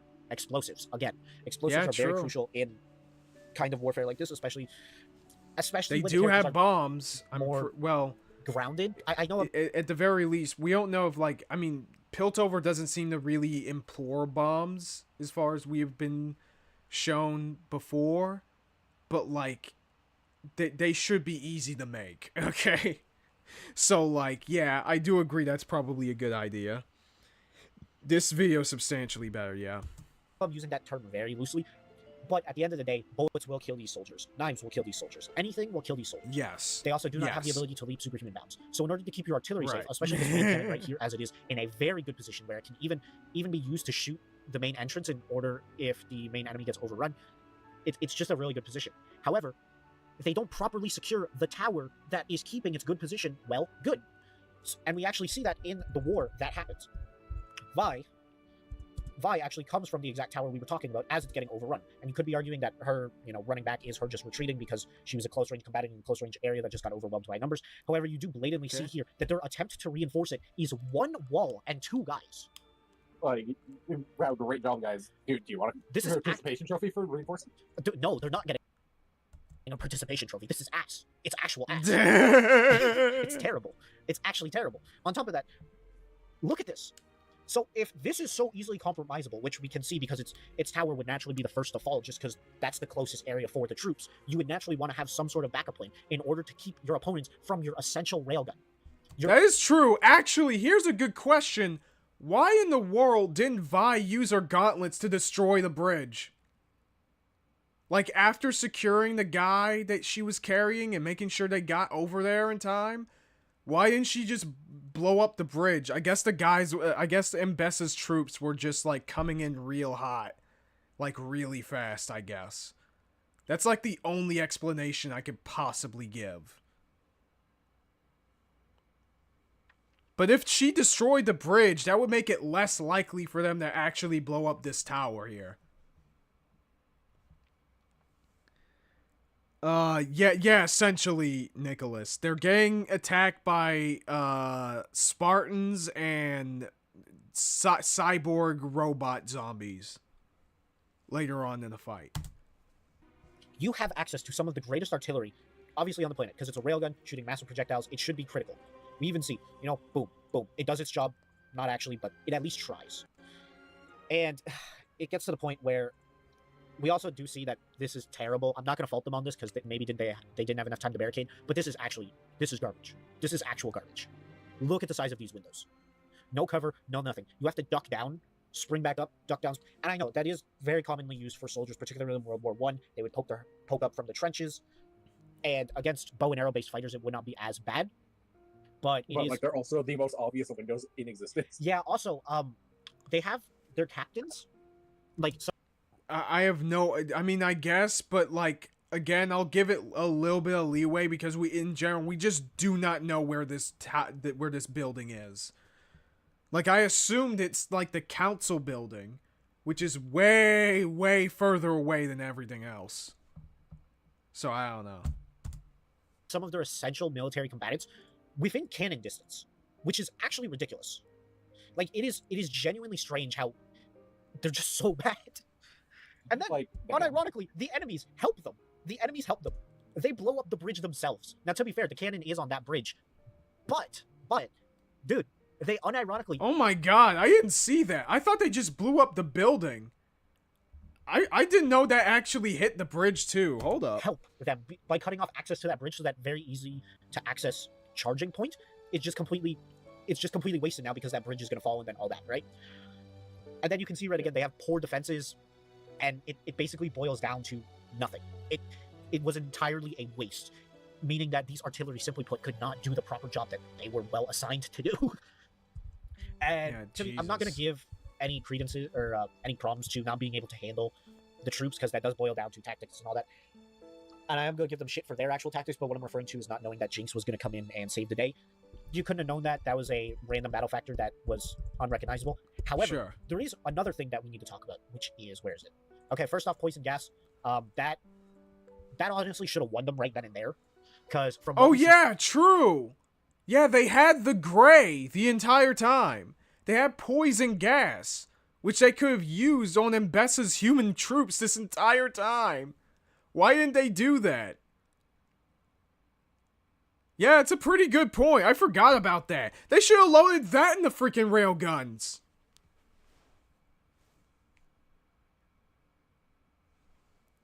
Yeah, why freaking not? You know what I mean? God, the more I think about it, the less sense it makes. Holy shit. We have not seen a single notable member of the army use any sort of chemical gas, meaning that they have a massive advantage. And to be fair, this could be a do or die situation just due to the fact that chemical weapons are maybe not permitted in this universe. However, they are using them, which... I mean, dude, I'm sorry, man. When we're trying to fight against freaking Robo-Jesus from doing the third impact from Neon Genesis Evangelion, I'm sorry, dog. Any and all bets are off. Okay? The Geneva Convention can go fuck itself in Minecraft, YouTube, in Minecraft.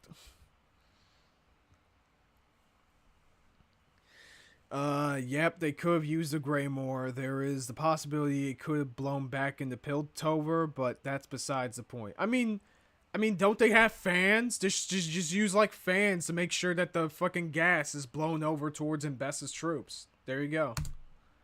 Does mean that... And those fuckers don't have gas masks, clearly, so it probably would have worked. Most likely they could, you know? And they did earlier in the season as well. Yeah, so... They went to Storm Zone. Yeah, so the presence they have acquired beforehand doesn't really support that motion, which means that most likely they could use chemical weapons, which means, hey, they should win. And on top of that, adding into the fact of chemical weapons, from what I do know about them, to be fair, I'm not super versed in this category. You know, boo-hoo, I don't know chemical warfare too well, right? But... How dare you call yourself to be a master tactician without knowing chemical warfare? I said I watched Kingdom. That means me a general... That means me a mastermind. Oh my okay? god. But anyway, so... Well, fuck you, because I've seen most of the Gundam series, most of the Code Geass series. I have seen Log Horizon. I have seen... And most importantly, I watch World Trigger, bitch. Your argument's invalid. Anyway. Anyway. With chemical weapons, from what I have gathered, the wind obviously affects them very much, which could be benefit or detriment depending on where you are. However, thanks to it having high ground, because we clearly see right here, it's not a one-to-one scale. Obviously, we can see some differences when we see the map fully in display. However, we see that there are some major areas that you can lock down, which would instantly give you an advantage. So, where is it? Boom, right there. So, this is a shot of the primary battlefield. Most likely there would be spots in other areas, but for now, right here. This is everything that's going on, right? So, I want you to guess what would happen if we lock down just this section right here. Yep. Between these two stairs. Okay. And then on top of that, we add poison gas, because this is a relatively confined area. Oh yeah, 110%. Yeah. That would have actually worked really, really well. Like, again, I think the main issue with this final battle is that the characters are not using all the abilities at their disposal. Like, I wouldn't necessarily doubt that Mbessa probably could have found some ways around that, but then that would actually give the fight some meaningful tension. You know what I mean? Yeah, it's one massive choke point. 110%. Like, all they need to do is just have this shit be full of artillery on the towers. And have a bunch of snipers, including Caitlyn. And then when all these fuckers jump in, this is a massive choke point.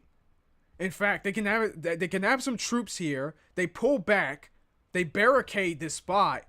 And they'll just trap them in this choke point and gas them to death. Gray them to death. There you go. You know what I mean? My first Gundam series I watched was Gundam Unicorn. Okay. I mean, it's not a horrible choice. I mean, it could have been worse. You could have watched Narrative first. God, that shit is fucking awful. Our attackers are... Well, they're trying to get inside and overtake the forces. Because if they can't overtake them, they're obviously going to, well, continually be bombarded by artillery until they die, right? No, that's fair. A good tactic that they could have used is locking down this area right here, this primary staircase, which they did attempt to do. We actually see that in the scenario. I believe they had some barriers that they attempted to set up, which were just overrun consistently because they tried to use most of their barriers, oddly enough, right here of all places, which is that's really dumb. And really dumb, especially because they just avoided that area altogether. Well, they have an easy to access break. Like when you look at the battlefield, you can literally see that they... Where is it? They completely overrun them. Just obviously due to higher military strike forces and, stronger adversaries, right? Probably. But at the same time... where is it? I need pictures. Pictures. Damn, you should have prepared this. Totally not YouTuber. IBO was my first Gundam. Okay, gotcha. Like, their barriers are, like, super small, too. Yes, but that could also be... Yeah, they're really small. The fact that they are considered police. But you can also see here, they have multiple barriers in this area.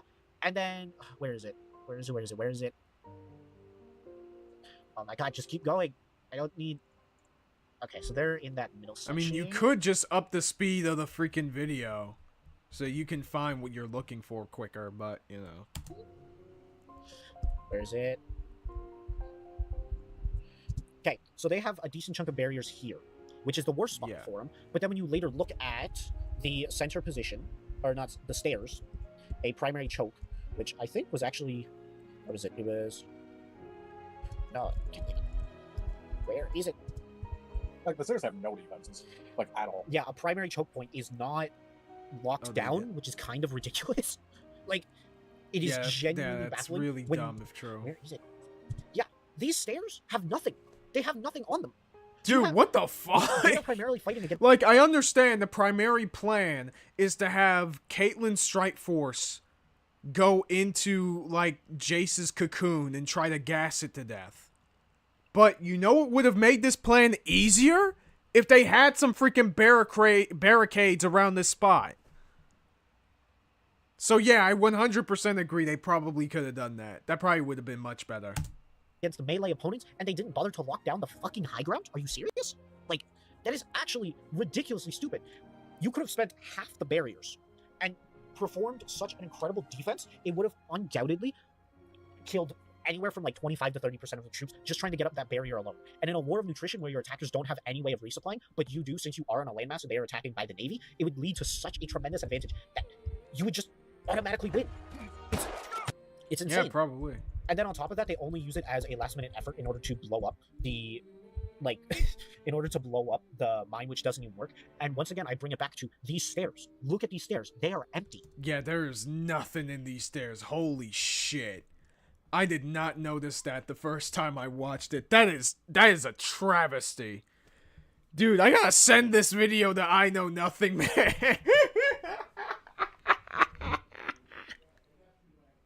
Holy shit, I gotta send this shit to I Know Nothing. Holy shit, he'll love this. He'll love this.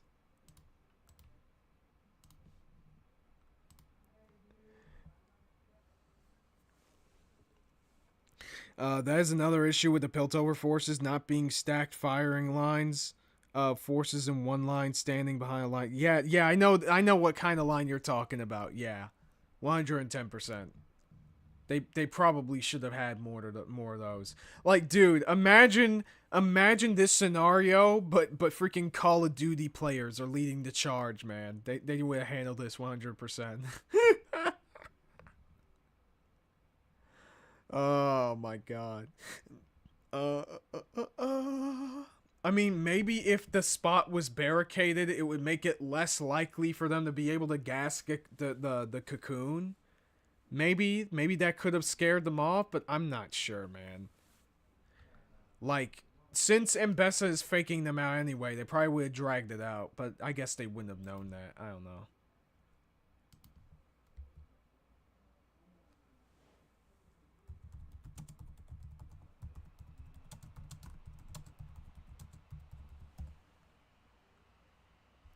Okay, I sent it to I Know Nothing. It would be a grenade spam and sniper camping hell, Kaiser. Yeah, true. I'm watching this on stream at the moment. Okay. Wrong tab. Okay, here we are. I think we're almost halfway into the video. Actually, we are halfway into the video. Yeah, I might change this in like another minute. Unironically, these men right here might cause a tripping hazard, which might kill more opponents than what some of the other soldiers that they bothered to waste. It is ridiculous. Even then, you can see right here, I need to ask you a serious question. That's smooth stone right there. What soldier is going to be able to climb up that? Yeah. Evan? Yeah. I don't know. Fucking Tarzan. That's at the end of the day, these are notable. These are relatively normal human beings, which means that if you layer this up with barricades, or hell, if you're really, really that desperate, I'll say it once, I'll say it again. Put some fucking explosives there. Yep. Blow up the stairs. Yep, it works. And you know May what? That as may be well. a waste of resources. However, if you want to do something else, I don't know. Ouch. This universe has access to oil, though. Oh wait, yeah, we saw gasoline prior. Oh, So yeah, you they could very do easily have cover that. these stairs in gasoline, light them on fire. And Oh boom. my This is god, you're right. Why didn't they do that? Dude, just pour freaking gasoline. You know what they should have done? They have airships. It's even worse than that. We know they have airships. They could have carpet bombed these motherfuckers. Oh my god. Ah, that's so bad. That's so bad. It does say something that lateral gamers. Ah, damn it. I couldn't read the rest of that shit. I know I was a Call of Duty player. Fuck. Oh, man. But yeah, this is ridiculous. I did not think it was that bad. Like, I was thinking, like, okay, there were probably a couple points about this battle that was, like, bad on Piltover's end here. But it's like, no, this is kind of fucked. This is actually kind of fucked. Holy shit. Okay, I did not expect this. This video low-key is cooking. There are a couple points that I disagree with. But low-key, they kind of got something going on. actually something that they used in, I believe, the 1500s during castle sieges. Sometimes they would boil. Obviously, it's shown as hot oil in modern day fantasy sort of stuff like that. They would pour hot oil. However, from what I gathered from original 1500s Dark Ages, that kind of area, they would actually boil water just because oil was such a valuable resource. To waste it all on only killing maybe 10 men was not a valid resource. But in this day and age, where they have access to far more greater amounts of fuel, covering something like that in tar, gasoline, or oil and lighting it on fire, thus preventing troops from climbing up there, would naturally slow a lot of them down. Yeah, and it on would top of that, probably from do what a you've whole seen, lot the of gas grenades damage. that they use don't have proper. They don't seem to move up that drastically, and do stay relatively low to the ground, similar to, I would argue, gas weapons from World War I, meaning that this would actually most likely be a safe enough place to throw a gas grenade over. And since you lock this down, that would either force the opponents to retreat, but also at the same time, they would have to retreat while getting out of poisonous gas, and they would also have to dodge enemy bullet fire, which would most likely lead to just soldiers dying. And even if you want to be like, oh, their forces are naturally... Or if they use airships to carpet bomb those motherfuckers. Which just gets rid of the problem there altogether. They could have set some kind of trap before they even got there. Some kind of C4 equivalent. I mean, yeah, if Jinx is able to set, like, wire explosives... Like, that means that wire explosives is possible in this world. So, like, they should be able to do it. I was gonna bring that earlier, but yeah, why didn't they boil hot water or lead and dump it on the invading troops from above? Why wouldn't a city like Piltover have that as a defense? 110%. Like, skip the whole boiling water thing. Or boiling, like, oil or whatever. Just drop bombs. Just don't even bother. Just keep dropping them. They're not gonna... They're not gonna stop. But yeah, this video is cooking. I recommend anybody else watch this video. This actually seems like pretty decent, right? Bro making fun of the French. Holy shit. Oh yeah, let's remember, okay? Arcane is a French show, so that probably explains a huge chunk of this shit. Okay, let's go to the freaking comment, right? The comment that is in my most recent video.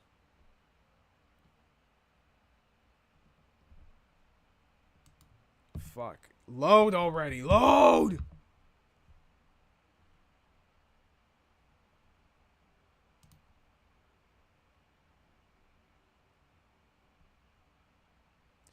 And I don't think it should be hard if a 6-0 managed to make explosives in general. Yeah, true.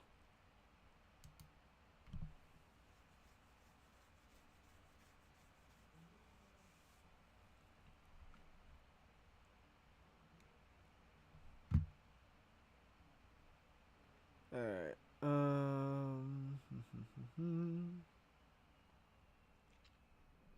Okay. Order this by newest. This is like one of the newest comments that I have gotten in my video. Let me see. It's Dexter's laboratory. Okay, here we go. So, this guy says 2 counterpoints. They couldn't have known Cinder was alive. And secondly, Salem never got the Veil relic. That's why she went back again. During the discussion, the professors mentioned the relic being safe still. When they were focusing on Mistral then Atlas, she never came back for another attempt. Yeah, but she... Okay, number one, okay? Number one, Emerald knows Cinder is alive. That's number one. The thing that I literally pointed out in my video. I pointed this out during the video. Emerald definitely would have mentioned that Cinder would still be around to disrupt the team's plans. Like, that's just obvious, right? Are you serious? And number two, why is Salem wasting time trying to find a relic that she that was super hidden compared to the other relics, instead of tearing down Vacuo, which would have all but guarantee her another relic while also annihilating the next stronghold the protagonists were heading to.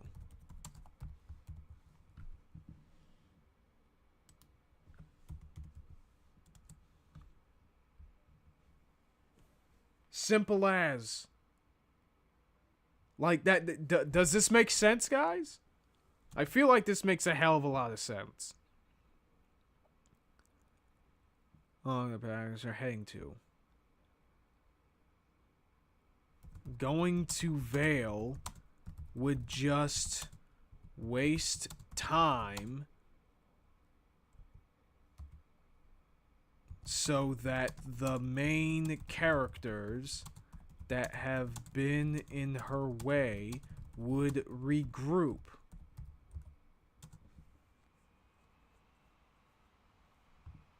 This is an obvious mistake on Salem's part.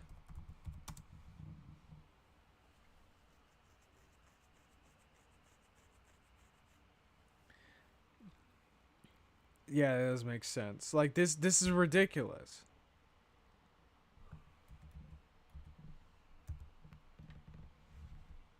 Like I don't think there's anything I need to add. Emerald knows that Cinder is alive and Emerald is on the team's side. She saw Cinder before she changed sides.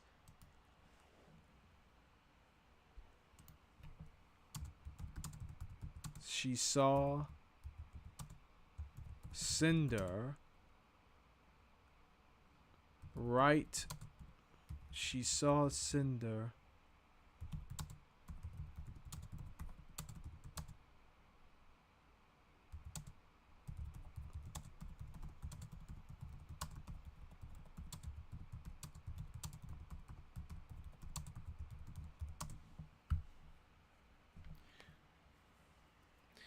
The top part about the whole Veil thing is that it does make the ability for Team Ruby to hold Vacuo worse in the long run, but I don't think Ruby will address that or anything else I mentioned. Yeah, that is true. I've seen your comments, Rival, and they are just like, oh my god, they're chef's kiss. And you know what? That freaking Reddit comment that guy mentioned, we can that's probably a stream in of itself, to be honest. Holy shit. Buzzsaw made a supply route on the way from Mistral and Argus a lot longer and dangerous. I mean, yes, but she could have just cut down the middleman altogether and just went straight for Vacuo, which she knows the main characters are at. And if she had done that, she would have probably already gotten Vacuo's relic by now. And would have already taken over the world. Like, getting more supplies for Vacuo would not matter if there is no Vacuo. You know what I mean? Anyway. That Reddit comment was bad, like really bad, even for the official Ruby subreddit. Oh my god. I barely even read that because I'm like, bitch, I am not reading that shit. I'm tackling your arguments. Yours, okay? Unless you bring any of the arguments from this Reddit post up, I'm not going to waste my time addressing it.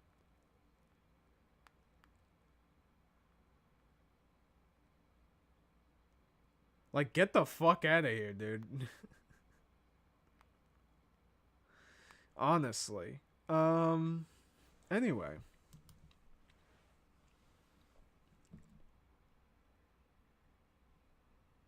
Let's get into... Oh my god.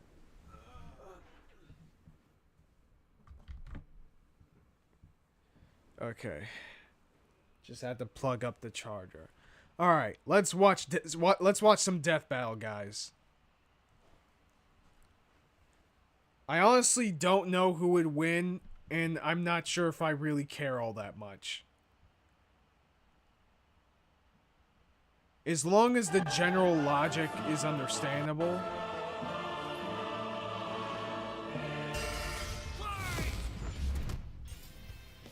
Then I'm good. Versus Asura. The Ghost of Sparta versus the Wrathful Destructor. Because sometimes you just want to punch a god in the face. He's Wiz and I'm Boomstick. Yeah, sometimes you gotta let out that roid weapons, rage. Armor, and that skills white to find boy out rage. who would win a death battle. In the beginning, the Primordials waged war across existence. A series of cosmic clashes. Wait, what was that card? Oh my god. Okay. I kind of hate these cards, right? Like, for Death Battle, because they just spam them in all the weird spaces. All official material related to a character is applied to analysis unless found contradictory primary source material. Certain alternate media, B is for boy, and creator statements are only applicable as far as they are supported by the primary source. Okay. Waged war across existence. A series of cosmic clashes that birthed the universe. Boom! Now that's what I call a big bang! From Ceto's death, the oceans would flow. From Uranus's strikes, the stars were spawned, and so forth. Thus, the world itself was born from violence. Starting the whole messy cycle, Uranus was overthrown by his Titan son, Kronos, who was overthrown by his Olympian son, Zeus, who battled his own son, Kratos. As a classic bastard. See, it's a family tradition. Listen, if you don't grind, you're not gonna survive, okay? Grinding is the Olympian way. Alright, it's the Sigma male grind set, guys. Child of Zeus, Kratos was left among Spartan mortals, far exceeding all among him. He became a fierce warrior, winning many a battle, until finally cornered by ruthless barbarians. Ares, destroy these guys who are kicking my ass, and my life is yours. A deal was made, and Kratos was joined at the bone with the Blades of Chaos, a set of chain swords and basically a badass whirlwind of flame and steel. But Ares had a scheme. While doing work for his god, Kratos accidentally murdered his own family. you know, as you do. I mean, I'm gonna be honest, guys. Okay, I'm gonna be honest. I feel like that's I feel like that's Kratos' family's fault. Okay. Look, I'm just saying. Shoulda dodged, bitch. Shoulda dodged. Permanently marked by the ashes of his wife and daughter. He was, But nah, this is fucked up. the ghost of Sparta. So, he was kinda understandably really pissed off. Time for a new god of war. The gods were crapping their togas in fear as the new god of war took out his rage on all of them. And got some new gear out of it, too. With Poseidon's trident and Icarus's wings, Kratos dominated both sea and sky. He also has a tendency to carry powerful severed heads, like Medusa's. Oh, And yeah. the claws of Hades could steal souls, even the soul of Hades himself. Should have thought that one through, man. Neither Perseus or Hercules were a match for Kratos, nor God damn. Just, I'm sorry. I gotta respect this freaking That one beatdown through, right man. here. neither Perseus or Oh, Hercules look at were that. a match for Kratos. Vicious. Damn. Nor was Helios, the sun god capable of moving stars and spreading light across the entire underworld. He fought Oh, Atlas, shit. the Titan of Strength, who broke the load-bearing pillar of the universe. So Kratos forced him to hold up the cosmos on his own instead. And he can do it with just one Damn. hand, according to the novelization. Even his grandpappy Kronos failed to stop him. You know, the guy who overthrew the primordial that punched the universe into existence? Causing shockwaves that moved over a quadrillion times faster than light. Dude, okay. I did not know that Kratos was universal. Yeah, I guess this makes him like a better match for Ashura from what I've seen of his game. She didn't have her agility stat leveled up, not enough invincibility frames. Yeah, she should have had a dex build. She should have had a dex build. If she was a rogue, she would have survived. I'm gonna be honest.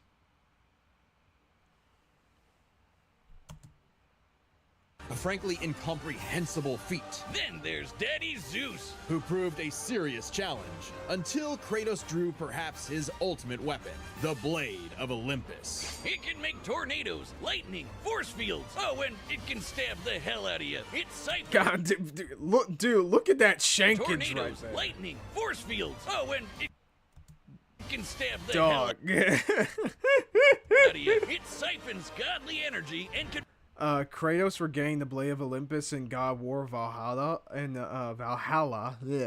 and was able to summon it afterwards. Mimir described it as a memory of your past made manifest. Holy shit. Dude, it's like the Olympian equivalent of getting the friggin' BFG, dog. force fields. Oh, and it can stab the hell out of you. It siphons Okay, in Kingdom Hearts terms, it's like the ultimate weapon. Got it. godly energy and can pull enough to even kill Zeus. Like father, like son. Even while Kratos ultimately released hope across the Greek world, he could only do so after annihilating everything. Like a badass, he was unstoppable. Non-stop killing and sex and even more killing. And yet, he couldn't be any more depressed. His wife and daughter were still gone. What was he to do? He didn't know. He wandered aimlessly for years, somehow stumbling into Norse mythology where he met Faye, his second wife. You know, as you do. Guys, don't you remember when you were depressed and you just stumbled into a different faith? You know, I honestly, one time when I was depressed when I was younger, I just dove into Shintoism. Don't know how. It was like Hayao Miyazaki films just all over the freaking place. I saw fucking Totoro when I was depressed, guys. True story. Good start, buddy. Kratos had a new lease on life, but he could not escape his past mistakes. There's a reason he hid his swords in a dingy basement. Even so, Faye insisted he could do better. So he became a dad to a new boy. Easily the toughest task he ever undertook, especially after Faye unfortunately died of a mysterious illness. Damn it! I mean, look, it's probably the Ashes, gonna be honest. Like, I'm gonna be honest, it's probably the freaking Ashes. They might have had something to do with it, okay? Not again! But hey, it wasn't Kratos' fault this I'm not gonna explain any further why that might be a problem. Just look it up for yourselves. time. And Faye left the tools he'd need to keep the boy safe. including the Leviathan Axe. Far from the whirling rage of the Blades of Chaos, the Leviathan Axe was deliberate and mighty, said to rival Mjolnir itself. Thor wishes dope. Mjolnir was as cool as this axe. It's imbued with ice magic and a poison even the gods fear. It can be summoned to Kratos' hand from a distance, and it even shatters souls. Kratos may have once been a sword of vengeance, but with his new weapons and a new purpose, he stood as a shield against the godly Aesir. Too bad he just can't help but get in trouble with gods. But now he knew how to control his anger. Which is... I mean, to be fair, that motherfucker came to his house. To be fair. He stomped into his house, disrespected him in his home. Fair is fair, bro. Talk shit, get hit. You know what I'm saying? even more important than it sounds. Kratos' Spartan rage summons an inner strength with magical properties. He can even get so pissed off that he straight up heals himself. That seems Let's like go. the opposite of what should happen. Not all anger is Some Wolverine problematic, shit. and Kratos wields plenty of new weapons and relics to channel his rage through. Like Dude, this is proper masculinity, guys. the Dropnir Ring, which can summon a bunch of wind spears. They can absorb all types of energy and blast it back. He even has Nice. relics and magic that can warp space and slow down time. Naturally, Freaking course he does. Why not at this point? If he can blow up freaking... Dude, when is freaking Sora versus Kratos? I feel like Sora would still win, right? He might. I don't know. It depends on how you view universal scaling in Kingdom Hearts. There's a big debate as to whether or not Kingdom Hearts characters are universal in terms of like attack potency and scaling. But if he does, I feel like he has a chance against Kratos. he contested with the strongest of the Norse gods, including the god of thunder Thor, who was powerful enough to fight the fire giant Surtur and the world serpent Jormungandr at the same time. Oh, and that fire giant would be the cause of actual Ragnarok. You can't Pretty sure Baldur made it clear he was looking for a fight, so there's that too. Exactly! I prefer Sora versus Link. I mean, that was a good death battle.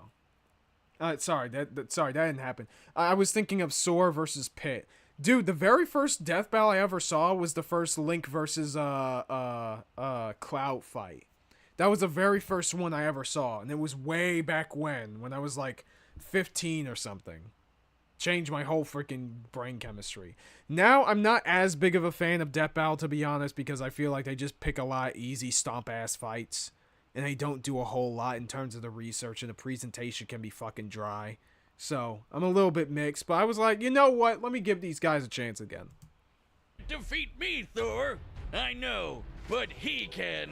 Well, not exactly. Freyr, the rain god, held off Ragnarok for a considerable time on his own, and the sheer power of Ragnarok shook Yggdrasil down to its very roots. That's the World Tree, which is like a literal tree that connects the whole universe. According to Freya, the tree's very existence supports all of creation among its boughs. Every strand transcending time, transcending space. Everything comes back to the tree. So it's kind of like From the tree that we emerge, to the tree we shall return. Kratos lives in a really, really, really big treehouse. In his quest to free the Norse world, Kratos reclaimed old weapons by reckoning with his past sins, even taking up the Blade of Olympus once again. Even By transcending, by letting go of his toxic masculinity, he ascended into a Giga Chad. better, he actually got to be a decent dad. And now the boy is a man and also a bear. Kratos made a lifetime Nice. of mistakes, but this future would be different. He'd be more than he was in the past. Not just a god of war, but a leader, a father, and a defender. A god of hope. Good shit. This battle Kingdom Hearts is also hard to scale because you can't really scale the characters outside Kingdom Hearts since they clearly don't share the same feats. Yeah. Actually, the rare... or if they did, that kind of means Merlin has better future sight than Master of Masters. Dude. 3 words. Bowser versus Eggman. Yeah. That's a bit of a mess. My biggest gripe, at least for the second Death Battle, was when they were all like, every link is the same, so we'll give him every weapon from every Zelda game. Yeah, as if that's fair. The Death Battle with Blake from Ruby made some people angry. I mean, I'm gonna be honest, that Death Battle was kind of ass as well. Honestly, almost all the Ruby Death Battles were shit, except for freaking Weiss versus Mitsuru. Weiss versus Mitsuru had the correct result, and it was animated fine.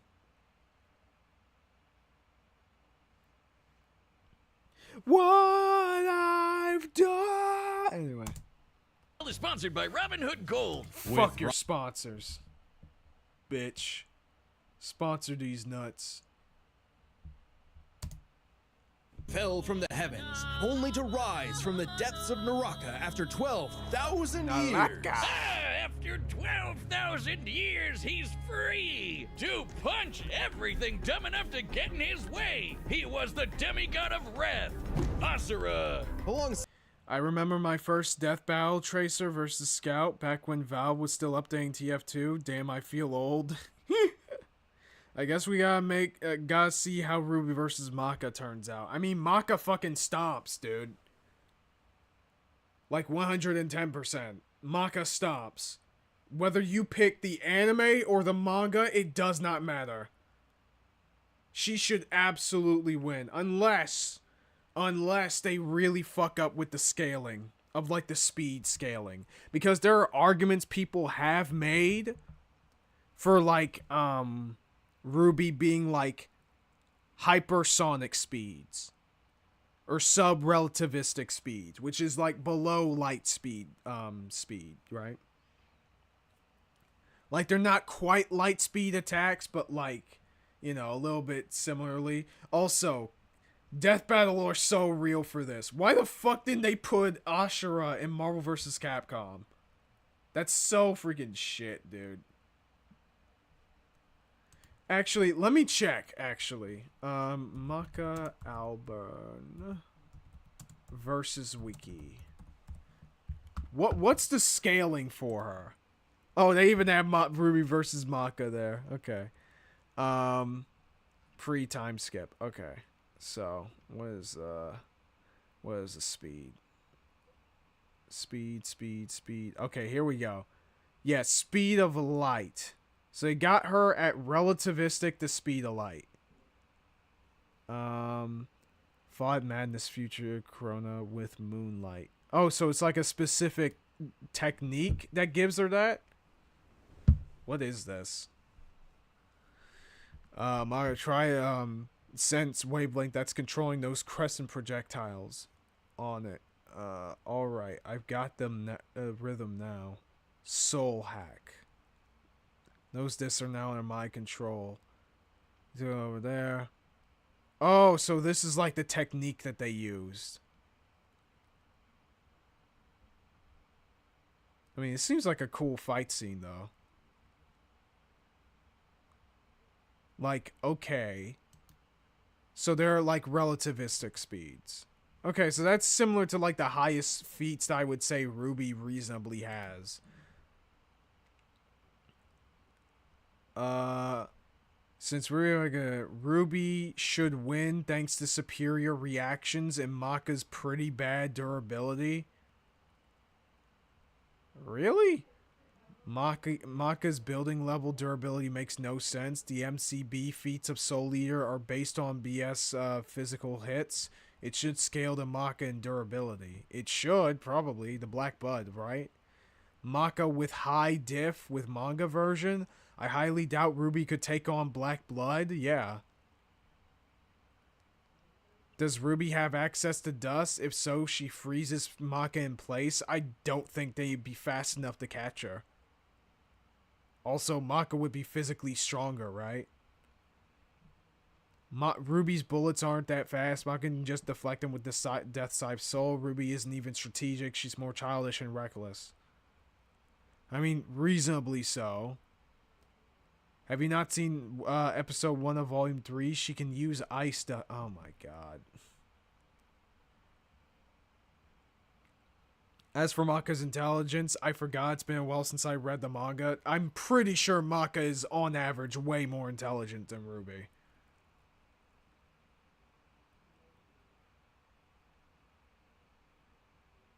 Like, I don't know, man. Maka is stronger, smarter, more experience. Slower, less durable. Wait, Maka is less durable? Doesn't Maka have, like, regeneration? Can't she regenerate because of the black blood stuff? Like, what's going on?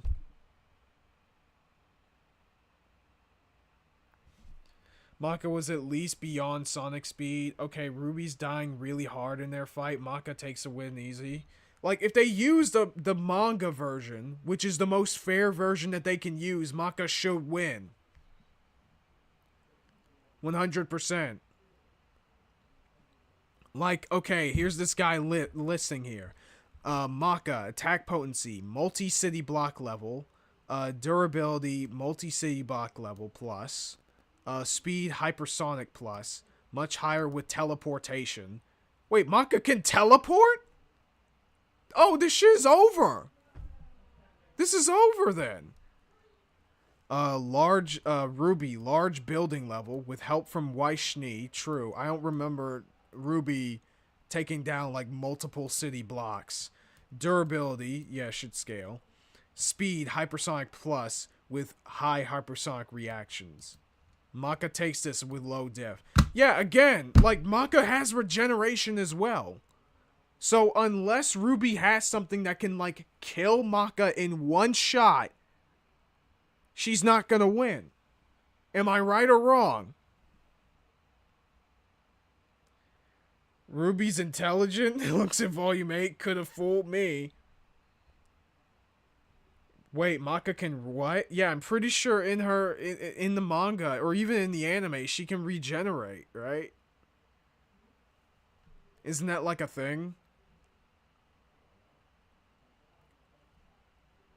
I don't know, man. Didn't Maka tank multiple attacks from Krona and Ragnarok? Yes.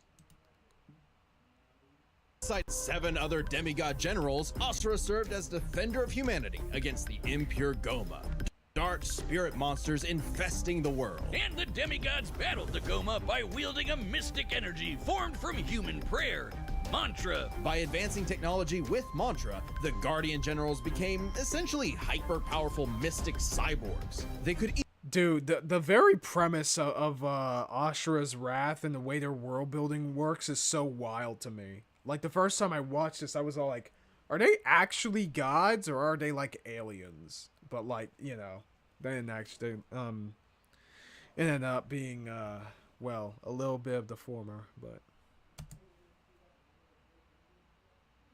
each harness mantra through a different emotional affinity. For August, it was greed. For Yasha, it was melancholy.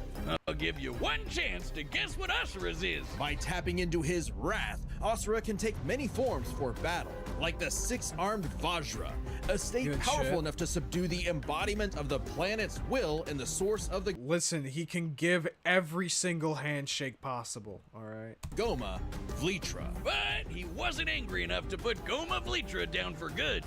At least not yet. Of course, since he's literally powered by wrath, no enemy of Asura's would be stupid enough to do something that would make him even more mad, right? Right? Funny you should say that. God damn it. First off, Asura is not some one-dimensional anger machine. In myth, the Asuras were powerful and aggressive beings, sure, but not inherently evil. God of War is way too grounded for this, to be fair. I mean, they said that Kratos is universal, so I don't know about that. Just like Asura himself. He's a warrior, but also a husband with a daughter, Mithra. And Mithra has the unique power to supercharge mantra energy. Which gave Asura's prideful commander Okay, so this is why Kratos wins, okay? Kratos gave birth to a son, like he should have done, and while Asura gave birth to a daughter. Now tell me, chat, who's the stronger male? True question. Deus an idea. If he could weaponize Mithra, literally wiring her up to a super weapon, the Guardian Generals could maybe finally end Goma Vlitra for good. Well, obviously Asura wasn't gonna go along with that, so Deus framed Asura for killing the Emperor, murdered his wife, kidnapped Mithra, and then just straight up killed him. What a dick. But true to his nature, Asura was literally too angry to die. So long as a single part of his body remains and can possess mantra, he can climb back out of Naraka, a sort of limbo underworld between life and death. Thanks to some coaxing from a strange golden spider, he did just that, with an all-new purpose in mind. Make the gods pay! Oh yeah, they're calling themselves gods now. Turns out they're all assholes who started sacrificing thousands of innocent people to try to power up. So Asura got really pissed off. And through his Hey, some call me Eli. You want a freaking series that's about fighting against the system? Here you go. rage, Asura's power exploded, rising enough to throw giants like ragdolls, shatter whole moons, and destroy a fellow deity. Yeah, that sounds about right. Who could dwarf the planet and wreck it with just a finger. Look at this. Asura is so powerful, his soul cannot be manipulated by the Goma or the deities. He can propel himself. So he can like resist mind control? No, that'd be helpful. All right. Enhances physical strength, speed, durability, obviously. Rapid fire, homing, charge projectiles, energy spirals, waves, explosions, mantra arm, propelled flight, mantra of wrath, way of the mantra phase, resurrection, enables transformations, mantra reactor. Gonna call it tonight. Here's a 2 just cause. Hey, appreciate it, Pete. Thanks for the 2. You have a good night, buddy. With mantra to fly, harden his fist to break steel, fire explosive energy blasts, and headbutt you so hard you wish you could die even faster. Also, remind me, isn't the mechanic of like Asura's fists is that the more he punches, the stronger his fists get? The dude literally stockpiles anger into a burst of energy that can one-shot even the toughest of foes. And when he goes unlimited mode, he can rapid-fire those super attacks without overheating. Asura's vengeance quest wasn't all shouting and explosions, though. I mean, it was a lot of that. But he also tried to protect people from the gods, including a... But mostly just, anger and explosions. Let's be honest. And also godlike music. Like, can I just say, the music in Asura's Wrath is fucking gangster. Girl who very much reminded him of his own daughter. Yeah, Asura's the kind of guy who wants to be a great dad, but all he knows how to do is punch anything that upsets his kid. Like that one dad that knocks out a ref at a Little League game. And then the gods killed that girl too, along with her whole village, sparking Asura to unleash his berserker aura. You know how the gods were sacrificing thousands of people to power up? Well, Asura got so freaking angry, he built up enough mantra to match them, even though they've been building up energy for thousands of years. Seriously, guys. Yeah, maybe sometimes enslaving innocent people is not okay. I know, brave take. I'm sorry. A moment of silence. I'm just gonna wait to get stoned now.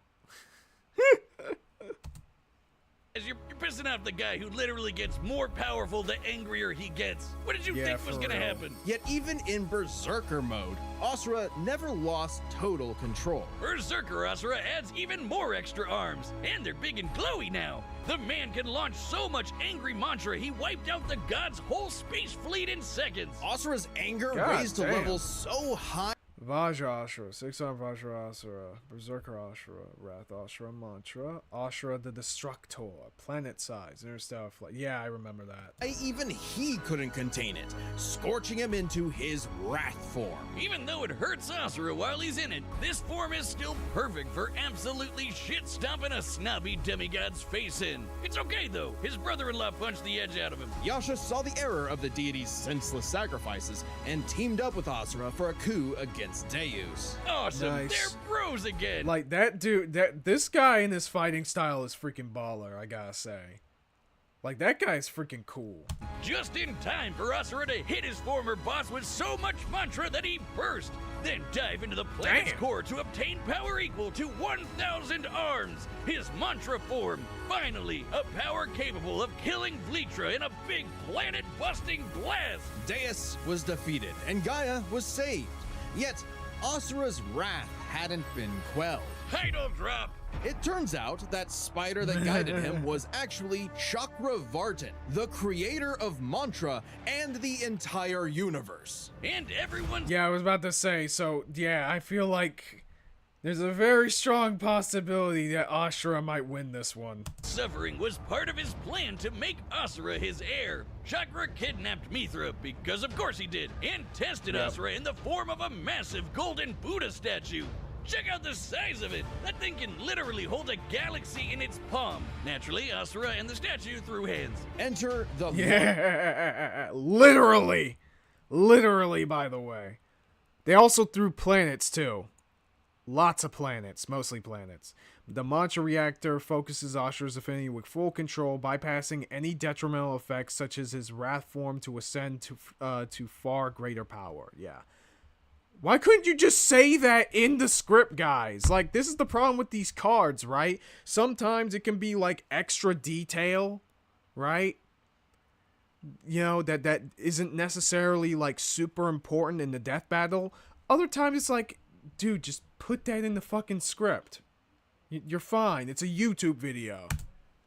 Mantra Reactor. Capable of holding 7 trillion souls, Asura instead used it as a vessel for a far greater power. His own unfiltered rage. At last, Asura could show the world his real colors. Everyone from the humans to the 7 deities to Chakravartin saw Asura's anger as a weapon, a sword for tyranny, when that was never who he was. His rage was really a shield to protect humanity, and most of all, his daughter. A shield larger than a planet! Unbound by his past limits, Asura's ultimate destructor form effortlessly punched through asteroids larger than nebulas, dodged planet-sized lasers moving 2 quadrillion times faster than light, and obliterated whole stars! Chakravartin was, understandably, impressed. Annihilated planets and stars, yup. Rescued Mithra this year's suffering. Shredded through an army of Goma while without arms. Made August draw his sword for the 2nd time ever. Defeated with fought Akuma / Oni to a standstill. Dude, that is like one of the best fights I've ever seen in my goddamn life. And offered Asura a chance to take his place.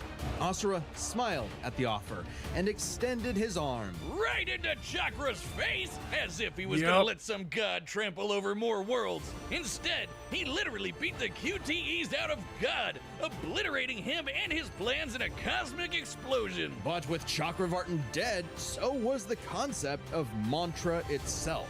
Those who depended on it could not survive, including Asura. Hey, as long as Mithra was fine, it was worth it. Besides, he'll reincarnate millions of years later, still kicking ass, ready to smack a random Nice. thug, a meteor, or Ryu, right in the balls. It's interesting. Despite the dangers of uncontrolled anger, Asura's wrath gave him the power to save everything.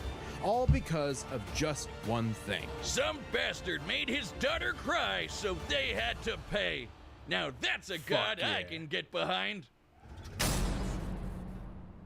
This battle is sponsored by Prize Picks, the best place to get real money sports action. One thing they will make clear later, but I do think they should have made it clear like around here as well. The world tree posts 9 worlds, and each of these worlds might is a universe. Did you see Asura versus only Akuma? Oh yeah, 100%. But like, yeah, like, this is another issue with Death Battle. One of the other weird things is that they mention shit at the end of the Death Battle that they do not mention during the breakdowns. Which is so freaking stupid. Like, I thought you would want the audience to follow along, right? Anyway, fuck the sponsor. Let's just get into it.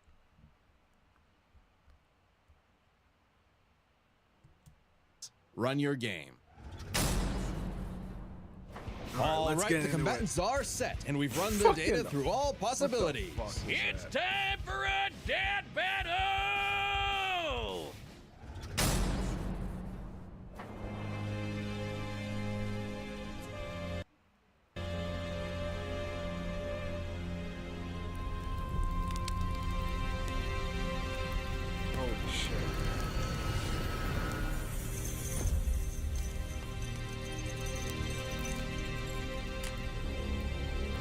let's fucking go.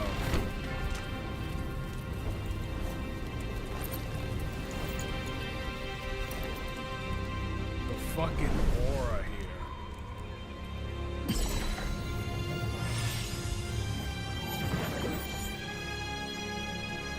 Oh yeah, he just kind of travels around and just ends up in Buddhism.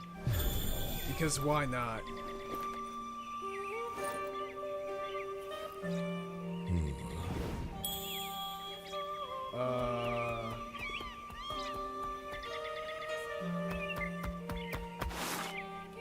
It's true then. The god of war is on Gaia. But not for long. Okay, this is Do random. not want this fight.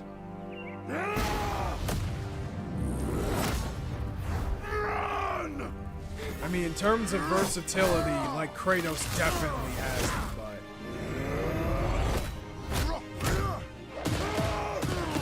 Okay, I guess I should have done this before the fight. I'm sorry for cucking the content, guys, but, like, yeah, let's freaking go. But, okay, so Kratos has way more versatility. But, as far as I can see, Ashura is faster and stronger. Unless they pull some bullshit and just make Kratos multi-universal. Which I should have fucking said at the beginning of this goddamn video. But...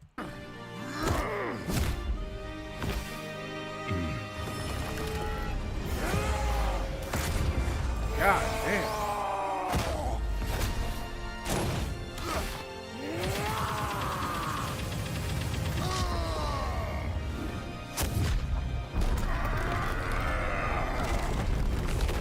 Let's go!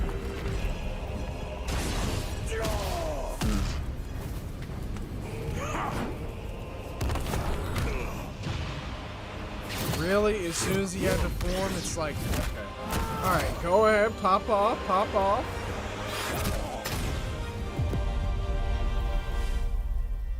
Oh no, they have the same speed? Okay, I thought they had like... I have been down that road before. Shut up! Very well. Alright, let's go.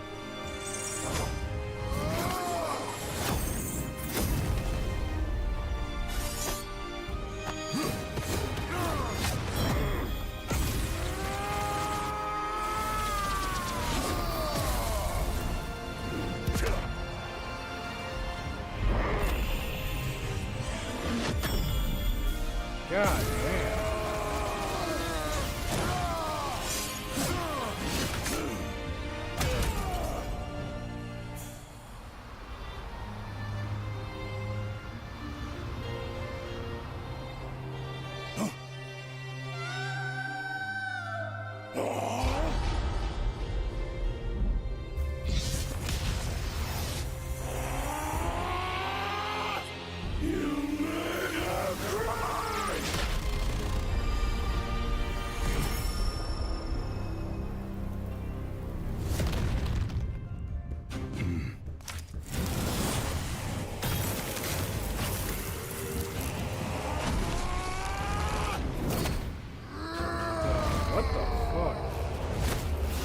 Damn! Mickey right in the face!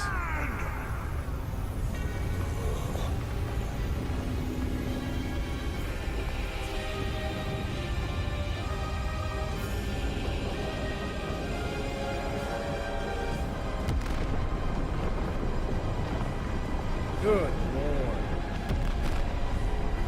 See, that's what happens. Cut this. This is incredible.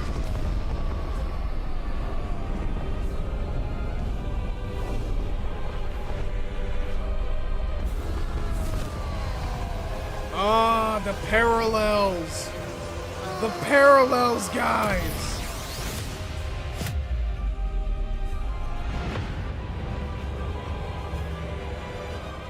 Death has not heard me yet, Titan. Dude, he's abusing that spear a lot. Is that spear really that good? Oh, damn. But you deserve a worthy end.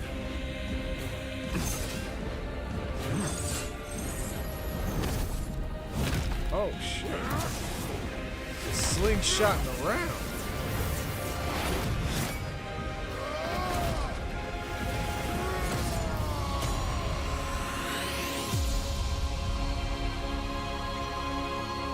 I feel like they could have like shown off the Olympus blade a bit more throughout the fight, to be honest.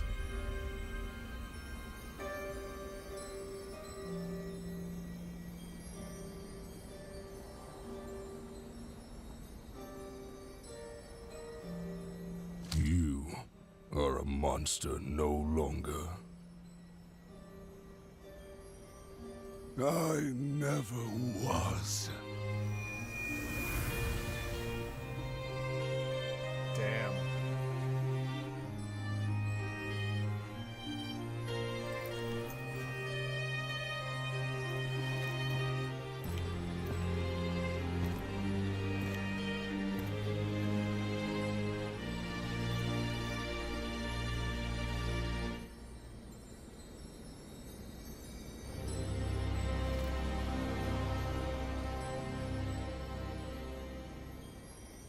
Now, I do like the ending of that fight story-wise because, you know, Death Battle like to have these sort of, like, narrative things, right?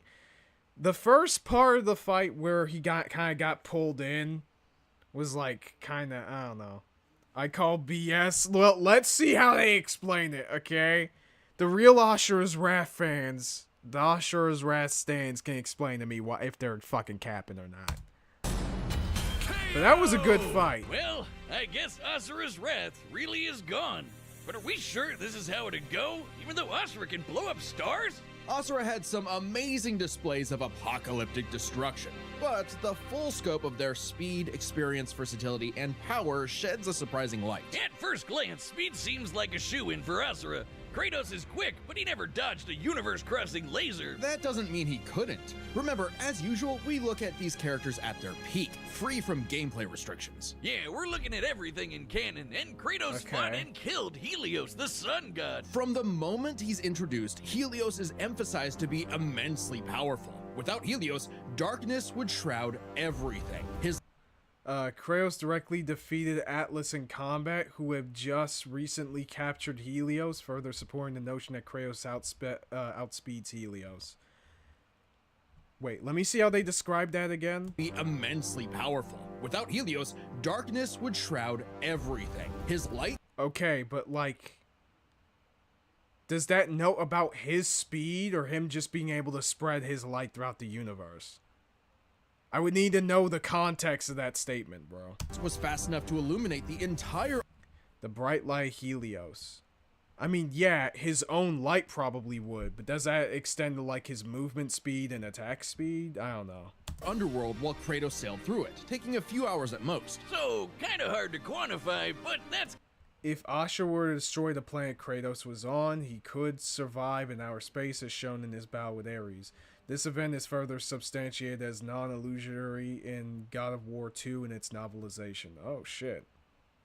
So that wasn't discussed in the beginning of the fight, of the video. Yeah, that's true. Like, they did note, I think they noted Helios being super fast before, but I don't think they gave really all that much attention to it. I don't remember. Consistent with the shockwaves the primordials caused that spawned the universe. Arguments could be made for which is faster, the primordial shockwaves or Chakravartin's intergalactic lasers. Since it's so close, it's safest to assume their speeds are generally even. But what does speed matter if you don't know how to use it? Let's cover experience. Asura lived across centuries, obviously a lot longer than Kratos. And while Kratos eventually learned to control his rage, Asura pretty much always had that control. So Asura easily takes experience. But when it comes to versatility, he couldn't match all the weapons and abilities Kratos had. Sure, Asura's that's obviously true. Now, the big question is whether or not those weapons would meaningfully do anything to him. And I'm not sure if they can. Right? Except for, like, maybe the Sword of Olympus, probably. And a monster at martial arts. But his fighting style mostly relies on one thing. A whole lot of punching! Kratos' weapons, magic, runes, relics, and even his rage gave him far more options in combat. Slowing down time... Kratos' time-slowing powers could enable a safer approach, gaining a significant edge. Chakravartin's own time manipulation affected Ashura, indicating a vulnerability. I mean, yeah, but Ashura still won. Like, he still won, even with that advantage, right? Doesn't that show that Ashura is still kind of resistant to it? I would need to rewatch that fight, probably. Time, healing injuries, and most importantly, multiple weapons that could drain a variety of energies, like Mantra. Yeah, when Asura loses all... In God War Ascension, Hades and his warriors empowered themselves with souls represented as green orbs. The Blade Olympus drained Kratos of his green orbs in God War 2, supporting the notion it can absorb Mantra, a similar form of spiritual energy. Oh, okay, that makes sense. His Mantra energy, that's it for him. So but wait a second, they didn't mention this in the beginning of the video. This is what I'm saying, dog. Why do they not say this stuff in the beginning of the freaking video? Are you serious?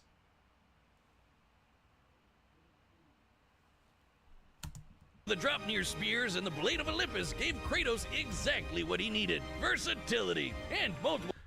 Despite Ashura's soul being resistant to manipulation, Mantra energy has been harnessed and forcibly controlled before, such as by the Mantra reactor. I mean, you could argue that the Mantra reactor would give Ashura resistance to it. Right? And he has, like, run out of Mantra energy in the final battle. So you can argue that, like, okay, Kratos would be able to tax Ashura enough that he would be able to drain him. And that would be, like, a significant blow to him, I guess. Well, ways to finish this for good before Asura just comes crawling back out of the underworld. If he could. Asura's resurrections take years or whole centuries, days at best. True. But all this assumes Kratos could match Asura's... In the what is with these cards? In the manga, Ashura's rage is so immense that he's able to survive without his core and outpace Deus's absorption method, regenerating immediately.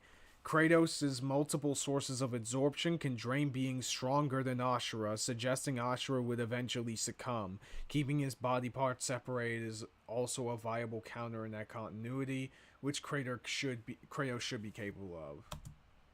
Crazy strength. All roads lead to power, which should go to Asura, right? Look at what he can do. If this came down to who made the bigger kaboom, he'd kick Kratos' ass in 2 seconds. But a closer examination of their feats reveals the truth. At his peak, Asura overpowered Chakravartin, annihilating that cosmic golden god. By measuring the dimensions of Chakravartin's body and scaling it up to match the size of this galaxy-eclipsing statue, we can determine its volume. Add in the density of gold, for good measure assuming the form is solid throughout, and its mass far exceeds not just our galaxy, but our entire observable universe. Destroying that big golden god would need energy on par with obliterating our universe 91,000 times. Oh, so he's multi-universal. Cool, so how does this apply to Kratos? Extremely impressive and unfathomable. However, the same idea applies to Ragnarok shaking the roots of Yggdrasil. Ragnarok is obviously a bit of a different beast than Kratos, but what really matters is what Freyr did. Right, Freyr, a god comparable to Kratos, held back Ragnarok's power for a significant time. So Kratos should be capable of the same level of power, or... Wait a second. You're saying that guy is equivalent to Kratos. Where is that? You should have shown that. You should have said anything about that during the video. During his section of the video. Are you freaking serious? Like, this is... I understand that Death Battle does not always want to give the game away in regards to these matchups, but they do this shit way too much, bro. Or even more. Using an official map and knowing the world tree's branches encompass all of existence, we can measure its size and volume. And we know this map is accurate because it shows these two realms conjoined, which we see in game. Even if we assume the Tree of the Realms is only... Oh my fucking god. Throughout the game, Kratos directly interacts with the tree and collects dew from its branches. In Norse myth, Yggdrasil is generally considered an ash tree. Okay, this is just, tidbit stuff. Nothing necessary. They limit their scripts for the analysis to five pages. Yeah, dude, this is insane, man. Like, I'm not saying that they have to explain literally everything, but like stuff like, oh, this guy scales to Kratos. Where the fuck is that? How is a guy who has who has never played a God of War game in his entire life, like me, supposed to understand any of this dog shit? This is ridiculous. How am I supposed to follow this stuff? These two realms conjoin, which we see in game. Even if we assume the Tree of the Realms is only 1% solid, a significant lowball that Kratos should easily scale above, shaking such an incomprehensibly large structure would require enough force to destroy our universe's mass energy 9 million times over. That's almost 100 times greater than Chakravartin's destruction. Wait, 9 million.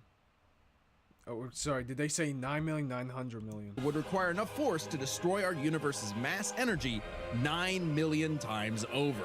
Okay, 9 million times. What's the math on the other thing? Again, sometimes you gotta double check, because sometimes Death Battle just does not check their own math. With obliterating our universe 91,000 times. Okay, so it's 91,000 versus 900 million. Okay. The math apparently checks out. I wish they made this clear in the beginning of the video, but it's like, okay, whatever. They did talk about the tree being like 9 universes, but the fact that they are 9 universes was stuck in a freaking card at the top 5. I mean, it's not 5. At the top right side of the goddamn corner of the screen. Like, are you serious? Nice of Death Battle to continue doing the thing that infuriated me the most about their scripts. Please include the necessary information at the beginning. It's not a twist to not. It's not a twist to not. It's just annoying. Yeah, for real, dude. Kratos wins plot armor. Apparently, yeah. All of existence, we can measure its size and volume. And we know this map is accurate because it shows these two realms. Wait, hold on a second.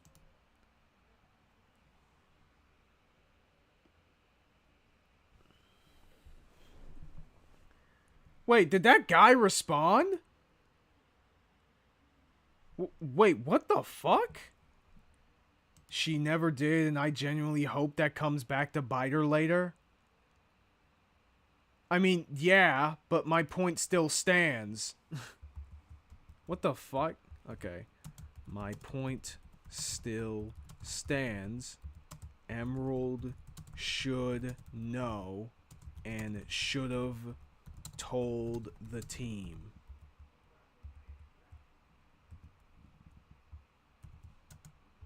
Getting Vacuo's relic would have been 10 times easier if she destroyed the heroes first.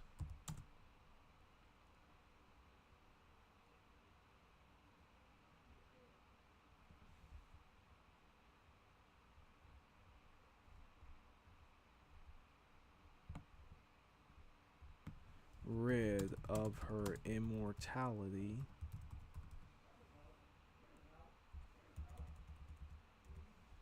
And the heroes first, and if she took Vacuo's relic, meaning she would have plenty of time afterwards to figure out Ozpin's trick to hiding the Veil relic without any outside interference.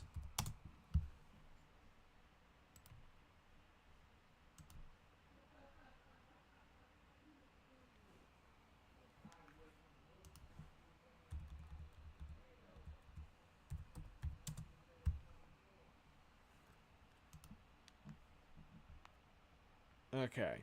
Anyway. We're sent, by the way. Yo! Hey, Ravenwood. Let's see. Watch the ending. Wow, that commenter really said nuh-uh. Yeah, for real. Could you check out Kratos versus us around the honest truth? What? This time there's a better explanation of how strong these characters are. Sorry, you need to retype that. I did not understand what we you see said. in game. Even if we assume the Tree of the Realms is only 1% solid, a significant lowball that Kratos should easily scale above. 100 times greater than Chakravartin's destruction. And this isn't some one-off outlier. I mean, a realm-shattering supergiant doesn't sound too different from the other Titans and Olympians Kratos defeated. That's the thing, isn't it? It's easy to think that we never see Kratos do anything that matches Asura, but we do. Helios' speed matches Chakravartin, and Kratos outsped him. Atlas is strong enough to lift all of reality, and Kratos overpowered him. Kronos defeated the creator of the universe in a one. Yeah, I do agree that, like, just because we don't see, like, the physical destruction of stuff that a character can do does not necessarily mean they can't do it. I absolutely agree with that. Depending on the story, yeah, that's a very, you know, clear limitation or stance that you have. I understand that. My problem isn't necessarily whether or not Kratos is or cannot be capable of doing these things. You should have made a lot of this stuff way more clear at the start of the video. I don't care if it gives the game away. It makes it a much better viewing experience. Because you don't feel cheated. Like, the only people that would be able to guess this ending are just fanboys who love these characters. But the whole point is, part of what makes Death Battle good, potentially really good in the best of times, is when they give you insights into these characters based on stuff you have never heard of. When you are not familiar with these series. That's how it was for me, right? So how in the fuck is someone who is not into either of these characters supposed to understand this shit? And you can't even just say, oh, well, we're just making it for the fans. Clearly not. You guys get millions of freaking views. People who are not into any of these shows or stories or games or whatever do reaction videos to these things all the fucking time. Just saying, dog. You gotta fix up your presentation. I don't know, man. I guess I shouldn't have expected better, but it's still kind of disappointing. They keep making the same fucking mistakes that they've always made since like 2017. One-on-one fight, same as Asura, and Kratos killed Kronos. Add in the clear numerical comparison of Chakravartin, Ragnarok, and Yggdrasil, and Kratos takes the edge in power. But hey, Capcom, if you give us Asura's Watch Kakashi versus Obi-Wan. Oh, I've seen that already. The Honest Truth by Goji Chronic again. Oh, okay. I got it. Probably not gonna do that tonight. After this video, I'm gonna tap out. I got shit to do tomorrow morning. Kaiser, some people just skip to the battle and don't read the data. Okay, then just have the data in both the beginning of the video and the end of the video. Problem freaking solved. Like, are you serious? If you're making the argument that, oh, people are just gonna skip to the end of the video anyway, why bother have the beginning of the video when you are breaking down who these characters are and what they can do? That's ridiculous. F2. We'll try this again. That'd be pretty awesome. Asuras, the sun rises. The god of wrath was Kratos. The winner is God damn it, Kratos. Boomstick. But Corny as fuck, what bro. if? Oh, they have alternate endings now?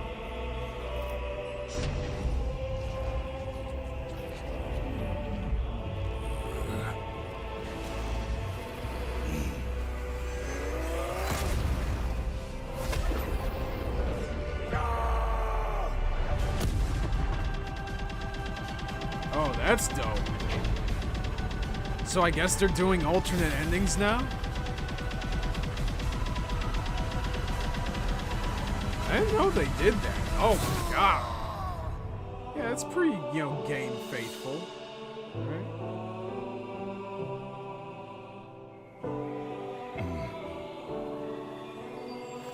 Dude, he punched his ass so hard he sent him back to his daughter. I mean, at least the music is good, right?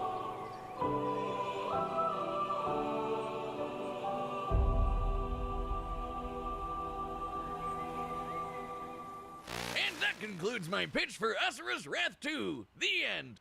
Next time on Death Battle. Alright, who's next? Wait. Oh, Ghost Rider versus Spawn. I feel like Spawn should win, right? From what I heard about Spawn, he should probably be able to win. Also, what the fuck is this? Sora versus LeBron. What the fuck? Okay. So, overall, it's a decent death battle, but they're just kind of doing the same shit, just keeping information from the audience, which is, kind of cringe. Kind of cringe, not gonna fucking lie. Okay. Anyways, that is the end of the stream. I hope everybody had a decent time here. This was just kind of to chill out, just watch a bunch of random shit, whatever came to mind. But yeah. Anyways, I hope y'all had a really good time. I'm gonna turn in because I gotta go to bed and shit. So I will see y'all later.